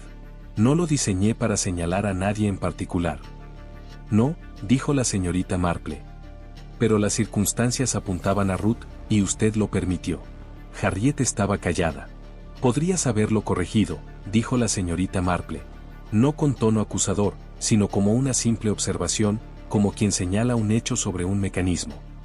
«En cualquier momento de los últimos 2 días, podrías haber desviado la atención del inspector. No lo hiciste». «No», dijo Harriet. «No lo hice». Miró el jardín oscuro a través del cristal. «Me dije a mí misma que se resolvería. Que la autopsia determinaría la causa y entonces la cuestión del acceso de Ruth se sopesaría con la ausencia de móvil y se resolvería». Una pausa. Estaba siendo pulcra con respecto a mi propia posición. «Sí», dijo la señorita Marple. «Lo eras». Lo dijo sin suavizarlo, y Harriet lo recibió sin inmutarse. «Esa», Pensó la señorita Marple, era la cualidad que había estado presente todo el tiempo, tras la compostura, no frialdad, sino una honestidad particular que se desarrolla cuando uno ha pasado mucho tiempo siendo sincero consigo mismo acerca de asuntos difíciles. Harriet Bass no tenía el rostro de una mujer que se engañaba a sí misma. Hiciera lo que hiciera, lo había hecho con los ojos bien abiertos, y después no lo había reescrito para que resultara más cómodo. Tu madre, dijo la señorita Marple. Cuéntame sobre el invierno pasado. Harriet la miró. No era la mirada de una mujer a la que le hubieran hecho una pregunta inesperada, sino la de una mujer que había estado esperando que le hicieran esa pregunta en concreto y que no estaba segura de que alguien se la hiciera. Enero de 2018, dijo. La visite al 14. Tenía la calefacción puesta, pero no funcionaba. La caldera de esos pisos tenía un temporizador que controlaba el casero. De 8 a 11 de la mañana, y luego de 5 a 9 de la noche. Fuera de ese horario, el piso estaba frío. Tenía un calefactor eléctrico que encendía en el salón por las tardes. Decía que era perfectamente suficiente. La voz de Harriet se mantuvo firme, con un esfuerzo visible y deliberado que fue la primera fisura en la compostura que la señorita Marple había visto desde que se sentó. Había hielo en el interior de la ventana del dormitorio. Había puesto un burlete en la parte inferior. Lo había hecho ella misma con una cortina vieja. Me lo enseñó como si fuera una hazaña. La señorita Marple no dijo nada. Le había escrito a Dorotea 6 semanas antes de esa visita, continuó Harriet. La segunda carta. No me dijo que la había escrito hasta que encontré la copia en su escritorio después de su muerte. Había guardado una copia de ambas cartas y ambas respuestas en una carpeta en su escritorio. Muy organizada. Muy propio de ella. Hizo una pausa. La respuesta de Dorotea tenía 2 páginas. Era una carta preciosa. Llena de calidez, expresaba pesar y una compasión mesurada.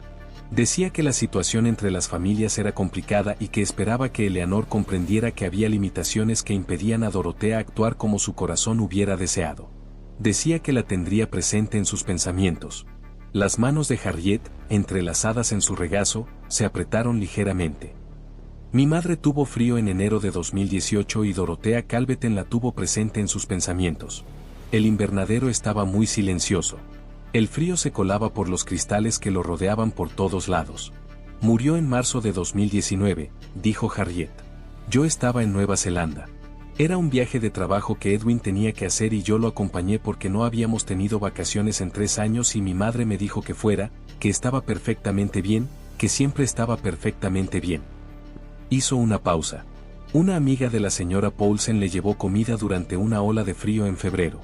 Mi madre la aceptó. Nunca me lo contó. La encontraron un jueves. Había fallecido el lunes. Lo sé, dijo la señorita Marple en voz baja. Volví a casa, fui al piso y me quedé allí un buen rato, dijo Harriet. Luego revisé sus cosas. Y encontré la carpeta. Se miró las manos. Y leí las cartas de Dorotea. Las 2.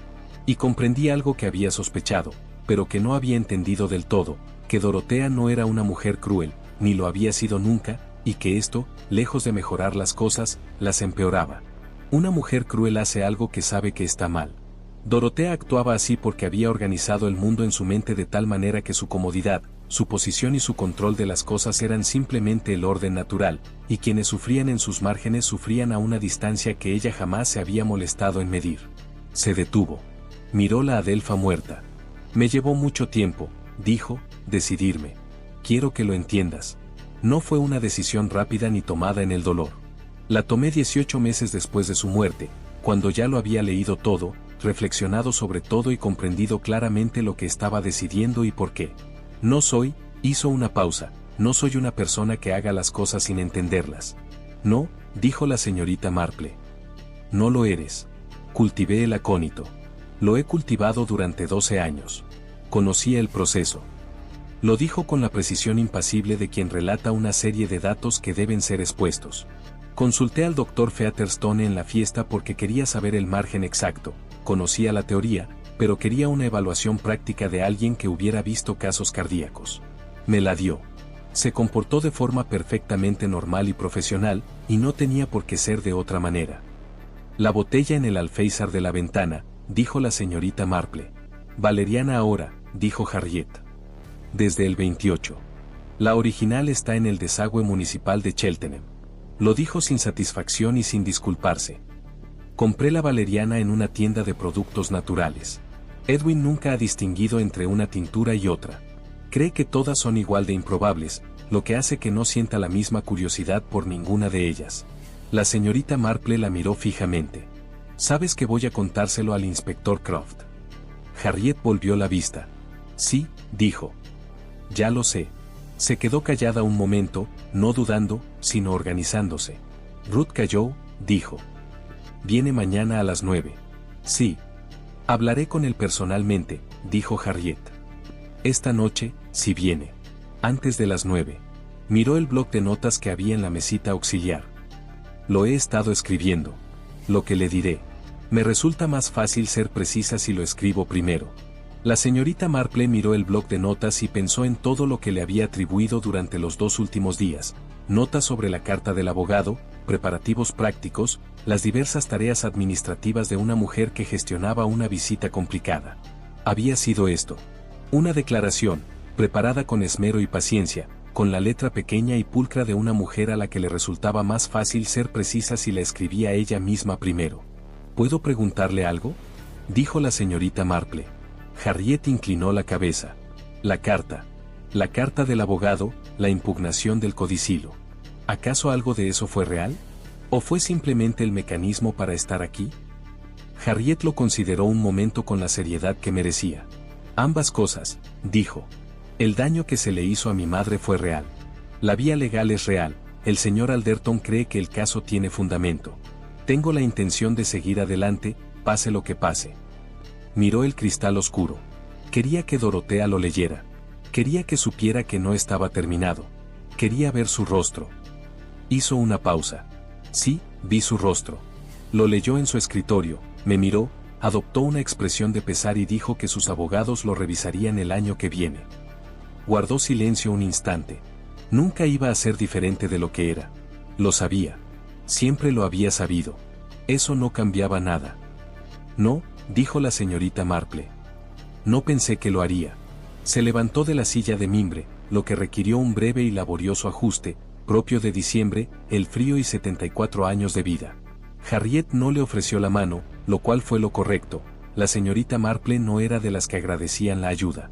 Se quedó de pie en el frío invernadero y miró a Harriet Bass, quien le devolvió la mirada sin inmutarse ni protestar. Entre ellas flotaba el peso complejo de lo que se había dicho y de lo que se derivaría de ello, una sensación incómoda, imposible de resolver en un sentimiento claro, pero presente, real y que había que sobrellevar. «Tu madre», dijo la señorita Marple. «Ella no habría querido esto». Harriet recibió esto. Se quedó pensativa un buen rato. «No», dijo. «Ella no lo haría. Ella no era ese tipo de mujer. Era el tipo de mujer que llevaba las cosas con cuidado, hacía burletes para cortinas y cultivaba plantas en los alféizares de las ventanas». Miró sus manos. «Yo soy diferente». «Sí», dijo la señorita Marple. «Lo eres». Se dirigió hacia la puerta del invernadero. Detrás de ella oyó a Harriet coger el bloc de notas. «La señorita Marple», dijo Harriet. Ella se detuvo. «¿Lo sabías?», dijo Harriet, «¿en la fiesta? ¿La noche de Navidad, antes de que sucediera?». La señorita Marple consideró la pregunta con sinceridad, porque merecía serlo. «Sabía algo», dijo. «No sabía qué. Te vi mirar la nimiedad y pensé que llevabas mucho tiempo pensando en ello. En aquel momento no sabía a qué había dado lugar esa reflexión. Pero me observaste». «Sí», dijo la señorita Marple. «Te he estado observando». Una pausa. «Yo también la observé», dijo Harriet en voz baja. «Toda la noche. No me lo esperaba, no había pensado en cómo sería observarla. Estar en la misma habitación». Hizo una pausa. Era ella misma. Hasta que dejó de serlo. La señorita Marple estaba de pie junto a la puerta con la mano sobre el frío pomo de hierro. «Llamaré a Croft», dijo. «Puede venir esta noche». ¿Estás listo?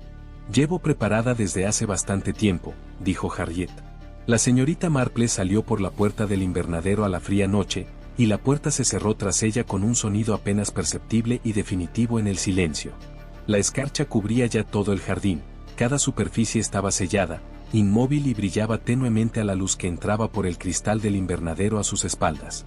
La silueta de Harriet era visible en la silla de mimbre, con el bloc de notas en las manos, ya escribiendo. La señorita Marple no miró hacia atrás. Caminó por el jardín helado hacia el camino de entrada, sus pasos dejando pequeñas y precisas marcas en la escarcha, y pensó en Eleanor Bass haciendo un burlete con una vieja cortina en un piso frío en enero, y pensó en Dorothea Calveten manteniendo a Eleanor en sus pensamientos lejos del calor de Bidbourne Hall, y pensó en la distancia entre esas dos cosas y los 30 años que la separaban y en la hija que finalmente, a su manera y a su propio costo, la había cruzado. Encontró el camino y giró hacia el pueblo y la casa del Dr. Featherstone, que estaba más cerca que la cabaña y tenía un teléfono que podía usar, y caminó a través de la fría y brillante oscuridad sin prisa, porque ya no había ninguna razón para apresurarse, y la escarcha mantenía el jardín en su completo e indiferente dominio. Y las estrellas sobre Bidbourne Ferrers eran muy claras y muy frías y completamente indiferentes a todo eso. Croft llegó a las 8:30 de esa tarde. La señorita Marple había llamado por teléfono desde casa de Featherstone y Croft había escuchado sin interrupción, lo que le reveló más sobre él que cualquier cosa que hubiera dicho en los días anteriores. Era un hombre que, ante información que le obligaba a reconsiderar una postura establecida, lo hacía en silencio en lugar de discutir. Ella respetaba eso. Era algo más raro de lo que debería haber sido. Llegó al salón acompañado de su agente, pero sin la misma actitud que había mostrado en los interrogatorios anteriores, la energía contenida de un hombre con una visión clara.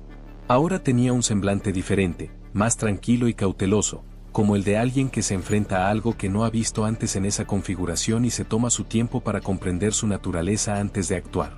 Harriet lo recibió en el vestíbulo. Ella tenía el bloc de notas. Se lo entregó antes de que él dijera nada, lo que desconcertó un poco a la gente, aunque Croft simplemente lo tomó y leyó la primera página de pie en el vestíbulo bajo la luz, y luego miró a Harriet y dijo que deberían ir a algún sitio a sentarse, y Harriet dijo que sí, al estudio, y lo condujo allí sin más preámbulos. Edwin estaba en la sala de estar. Se lo habían dicho. La señorita Marple no sabía con exactitud qué había ocurrido entre ellos en la hora que transcurrió entre su salida del invernadero y la llegada de Croft, y no preguntó, ni Harriet se lo había contado.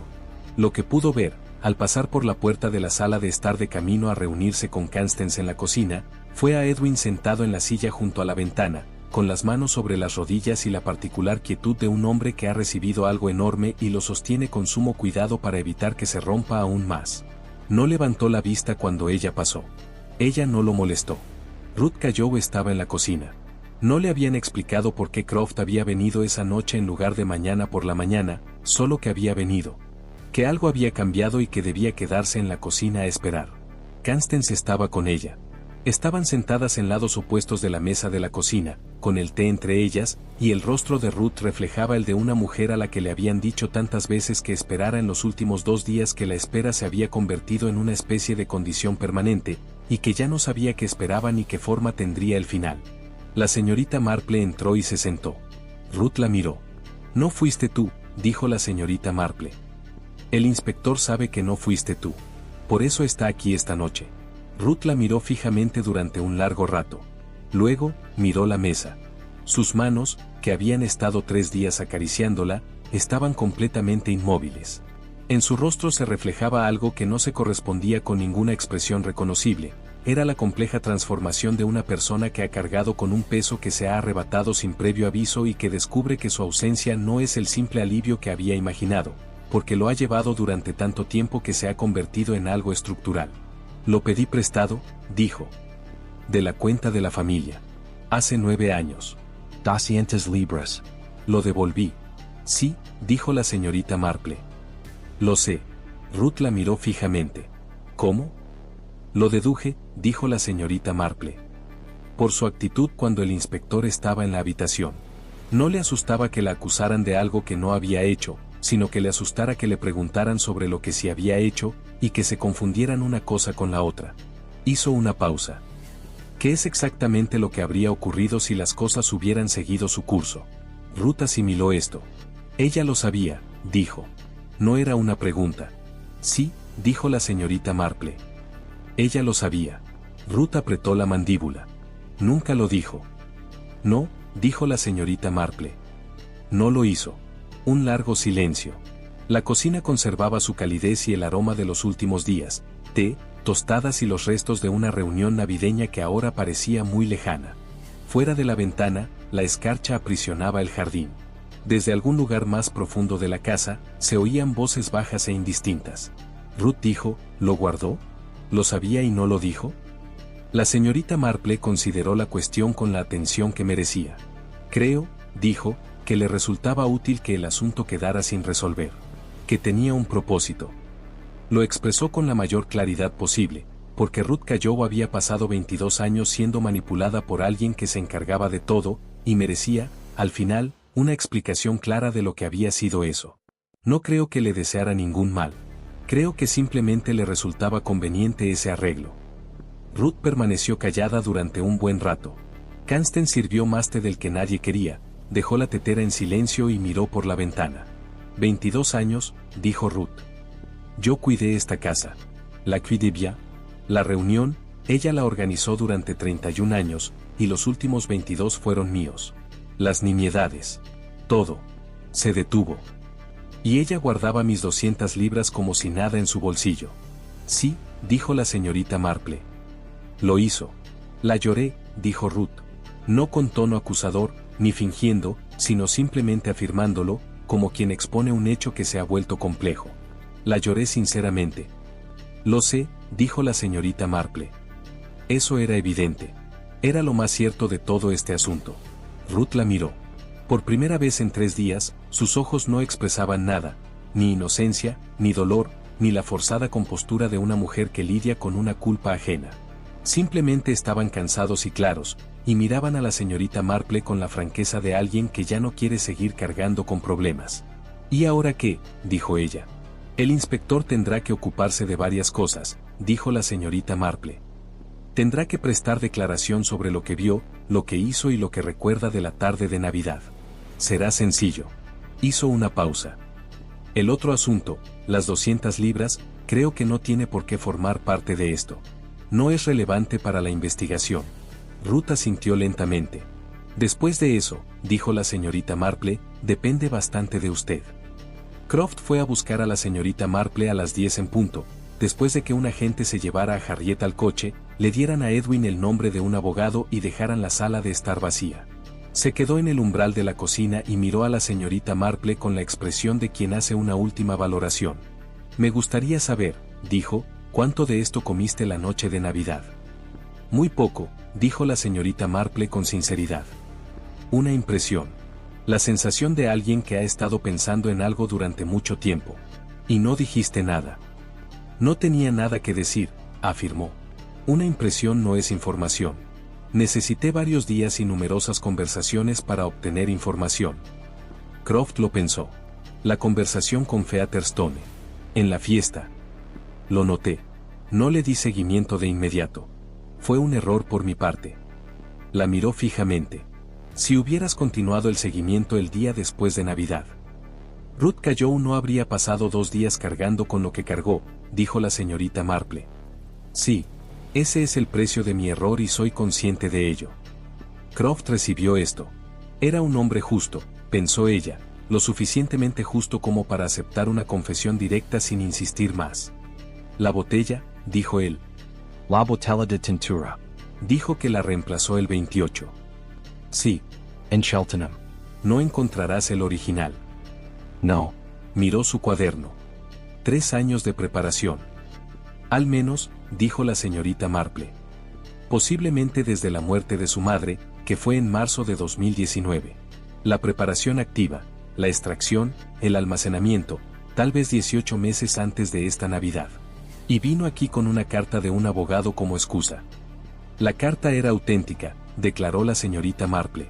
La demanda es legítima y tiene intención de seguir adelante con ella. Cumplió 2 propósitos simultáneamente, lo cual concuerda con su enfoque del asunto. Croft cerró su cuaderno. Observó la cocina, las superficies limpias, el soporte de plata para postres sobre la encimera que Ruth, por fin, había lavado y guardado esa tarde. 31 años de reuniones navideñas, dijo. Ella eligió esta. Eligió esta porque por fin tenía una razón legítima para estar presente, dijo la señorita Marple.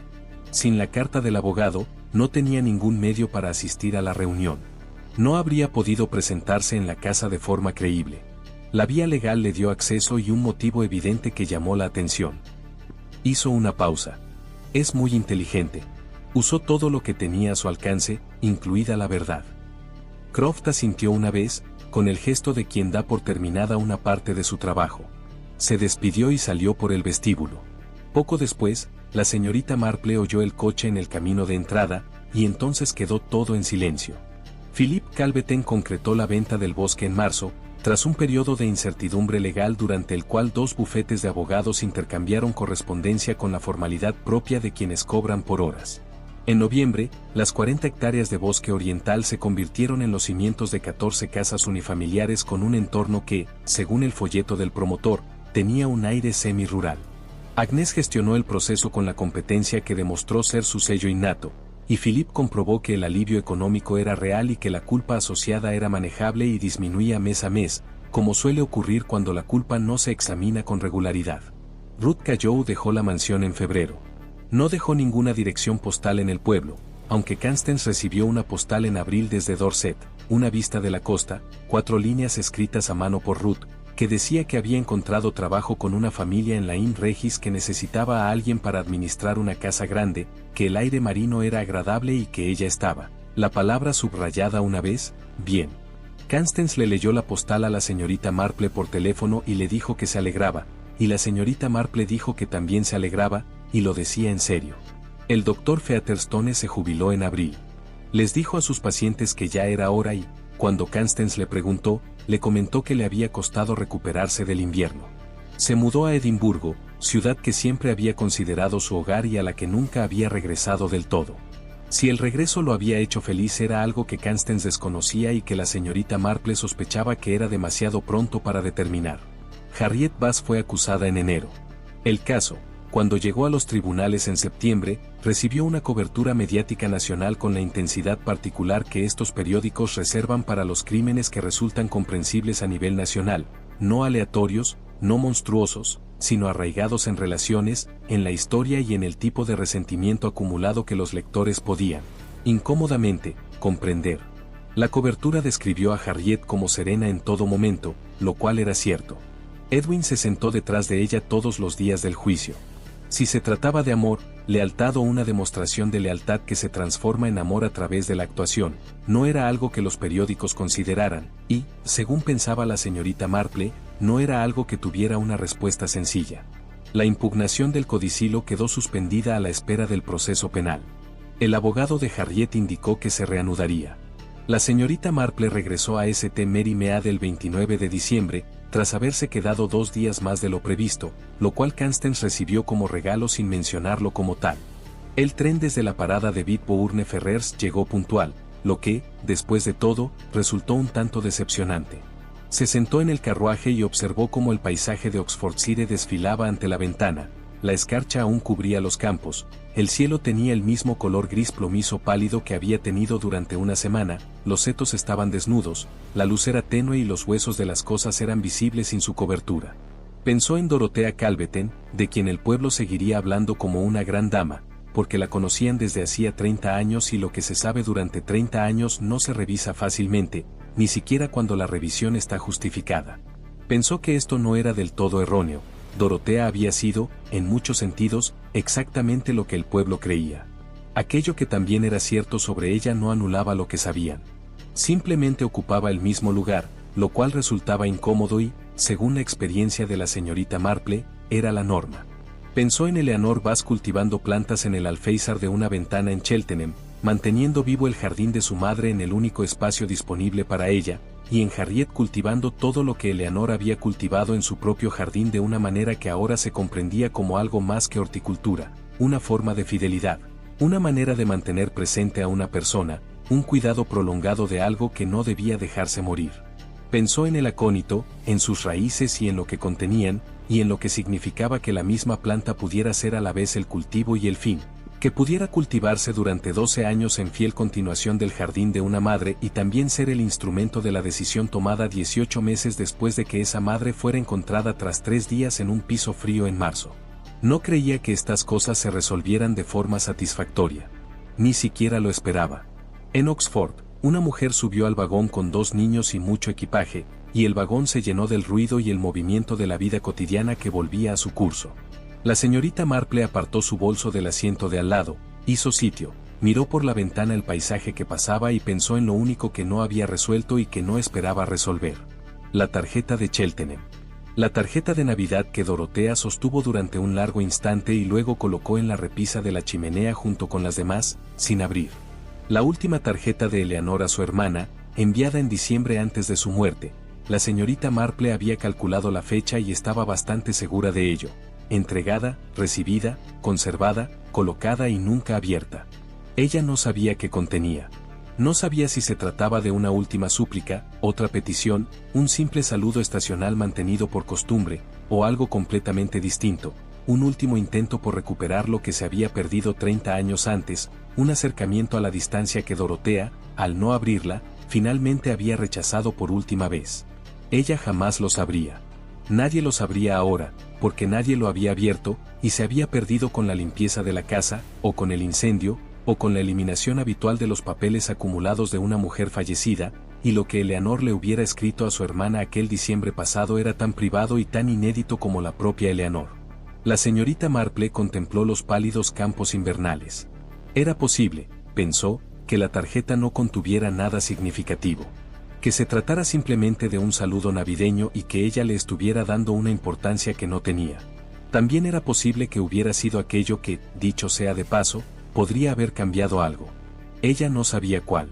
Descubrió que podía sobrellevar la incertidumbre con la ecuanimidad de una mujer que ya la había experimentado muchas veces y que había aprendido que las preguntas sin respuesta no eran el fracaso de algo, sino su prueba de que la situación había sido real, humana y resistente a la resolución perfecta que solo la ficción prometía honestamente y que la vida se negaba sistemáticamente a ofrecer.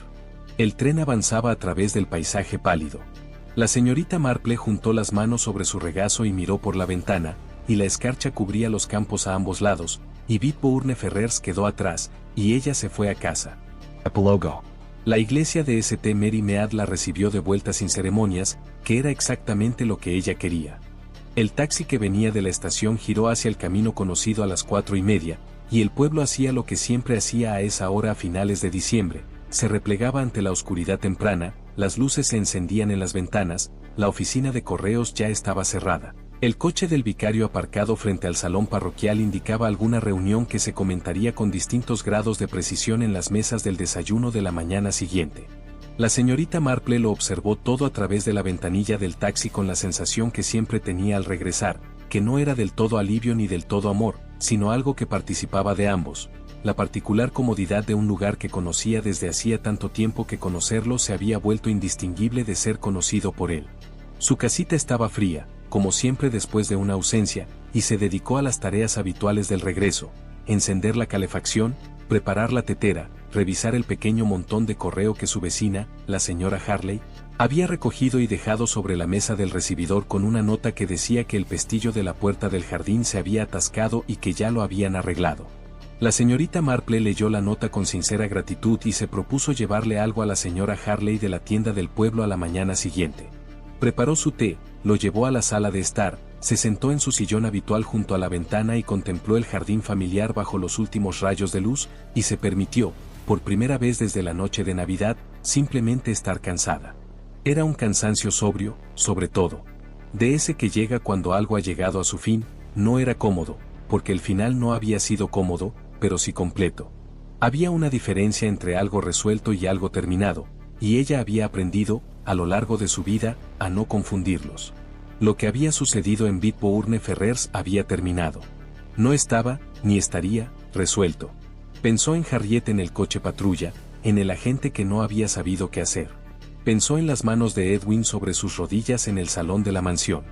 Pensó en Ruth Cayow sosteniendo un paño por última vez en la cocina de Dorotea Calveten, y en lo que significaba llorar a alguien que había guardado tu culpa en el bolsillo como si fuera algo útil, y si ese tipo de dolor tenía un nombre o si era simplemente una de las muchas experiencias que el lenguaje aún no había logrado describir. Pensó, como había pensado en el tren, en la tarjeta sin abrir. Decidió que había hecho bien en no mencionárselo a nadie en Bitbourne Ferrers. Pertenecía a esa categoría de cosas inútiles, que no tenían ninguna relación con lo sucedido ni capacidad para alterar lo que vendría después, y que no servían para nada más que para ser sentidas. Ella lo había sentido y seguiría sintiéndolo, con esa sutil manera en que esas cosas persisten, no con urgencia, sino presentes, como una corriente de aire bajo una puerta que lleva ahí el tiempo suficiente como para parecer un elemento más de la habitación. Fuera de la ventana, el jardín se fue oscureciendo poco a poco.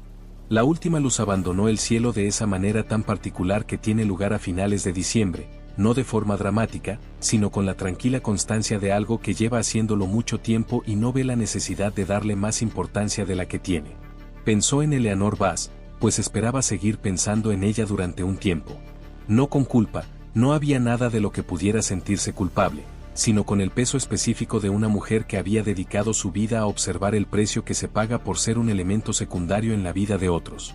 Eleanor había sido un elemento secundario en la visión del mundo de Dorotea durante 30 años. Había cuidado su jardín en el alféizar de la ventana, escrito sus cartas con esmero, fabricado su burlete para cortinas, pasado frío en enero, la encontraron 3 días después y había dejado, en una carpeta sobre un escritorio, el registro documental de lo que había significado ser Eleanor Vaz. Harriet había leído esa carpeta. La señorita Marple pensó, ¿qué habría hecho yo? Se sentó a reflexionar sobre la pregunta con honestidad, del mismo modo que se sentaba a reflexionar sobre las cosas difíciles, sin apresurarse a dar una respuesta, sin esforzarse por encontrarla, simplemente sentándose con la pregunta y permitiéndole tener la magnitud que realmente tenía. No lo sabía. Esa era la respuesta sincera. Tenía 74 años, había visto mucho y había aprendido, entre las muchas cosas que enseña una larga vida, que existe una categoría de acción humana que escapa al alcance de los juicios que ella era capaz de emitir. Podía ver con claridad lo que Harriet había hecho. Podía ver con claridad el precio que había pagado, de dónde provenía y cuál había sido la larga aritmética que implicaba. Sentada en su silla en la oscuridad invernal de St. Mary Mead, no podía afirmar con seguridad que supiera cuál era la respuesta correcta, porque la respuesta correcta existía en algún lugar entre la frialdad de Eleanor en enero y la calidez de Dorotea en el centro de su 31º encuentro, y ese espacio no era un espacio que la respuesta correcta pudiera ocupar cómodamente. Ella había hecho lo que tenía que hacer. Ruth no estaba en una celda. Croft tenía su caso. El agente no había sabido qué hacer en el coche. Fue suficiente. Tenía que ser suficiente. Terminó su té. Se quedó un rato más sentada en la oscuridad sin encender la lámpara, algo que uno podía hacer en su propia casa, en su propio pueblo, al final de una semana larga y difícil, sin dar explicaciones ni disculpas. Las formas familiares de la habitación familiar se instalaron a su alrededor. A través de la ventana, el jardín era ahora invisible, completamente sumido en la oscuridad de diciembre, y solo podía ver su tenue reflejo en el cristal, una figura pequeña e inmóvil sentada en una silla, mirando hacia afuera. Al cabo de un rato, encendió la lámpara. Al fin y al cabo, quedaba el mañana por la mañana, el pestillo de la puerta de la señora Harley, la tienda del pueblo y la rutina habitual de una vida que, en definitiva, era muy buena y que solo le pedía que siguiera viviéndola con la misma atención que siempre le había dedicado. Ella lo haría. Cogió la pequeña pila de correo de la mesa del recibidor y empezó a revisarla, y la lámpara dibujaba un círculo cálido en la ventana de la cabaña, y afuera St. Mary Mead seguía su curso tranquilamente en su tarde de invierno, y la señorita Marple se fue a casa.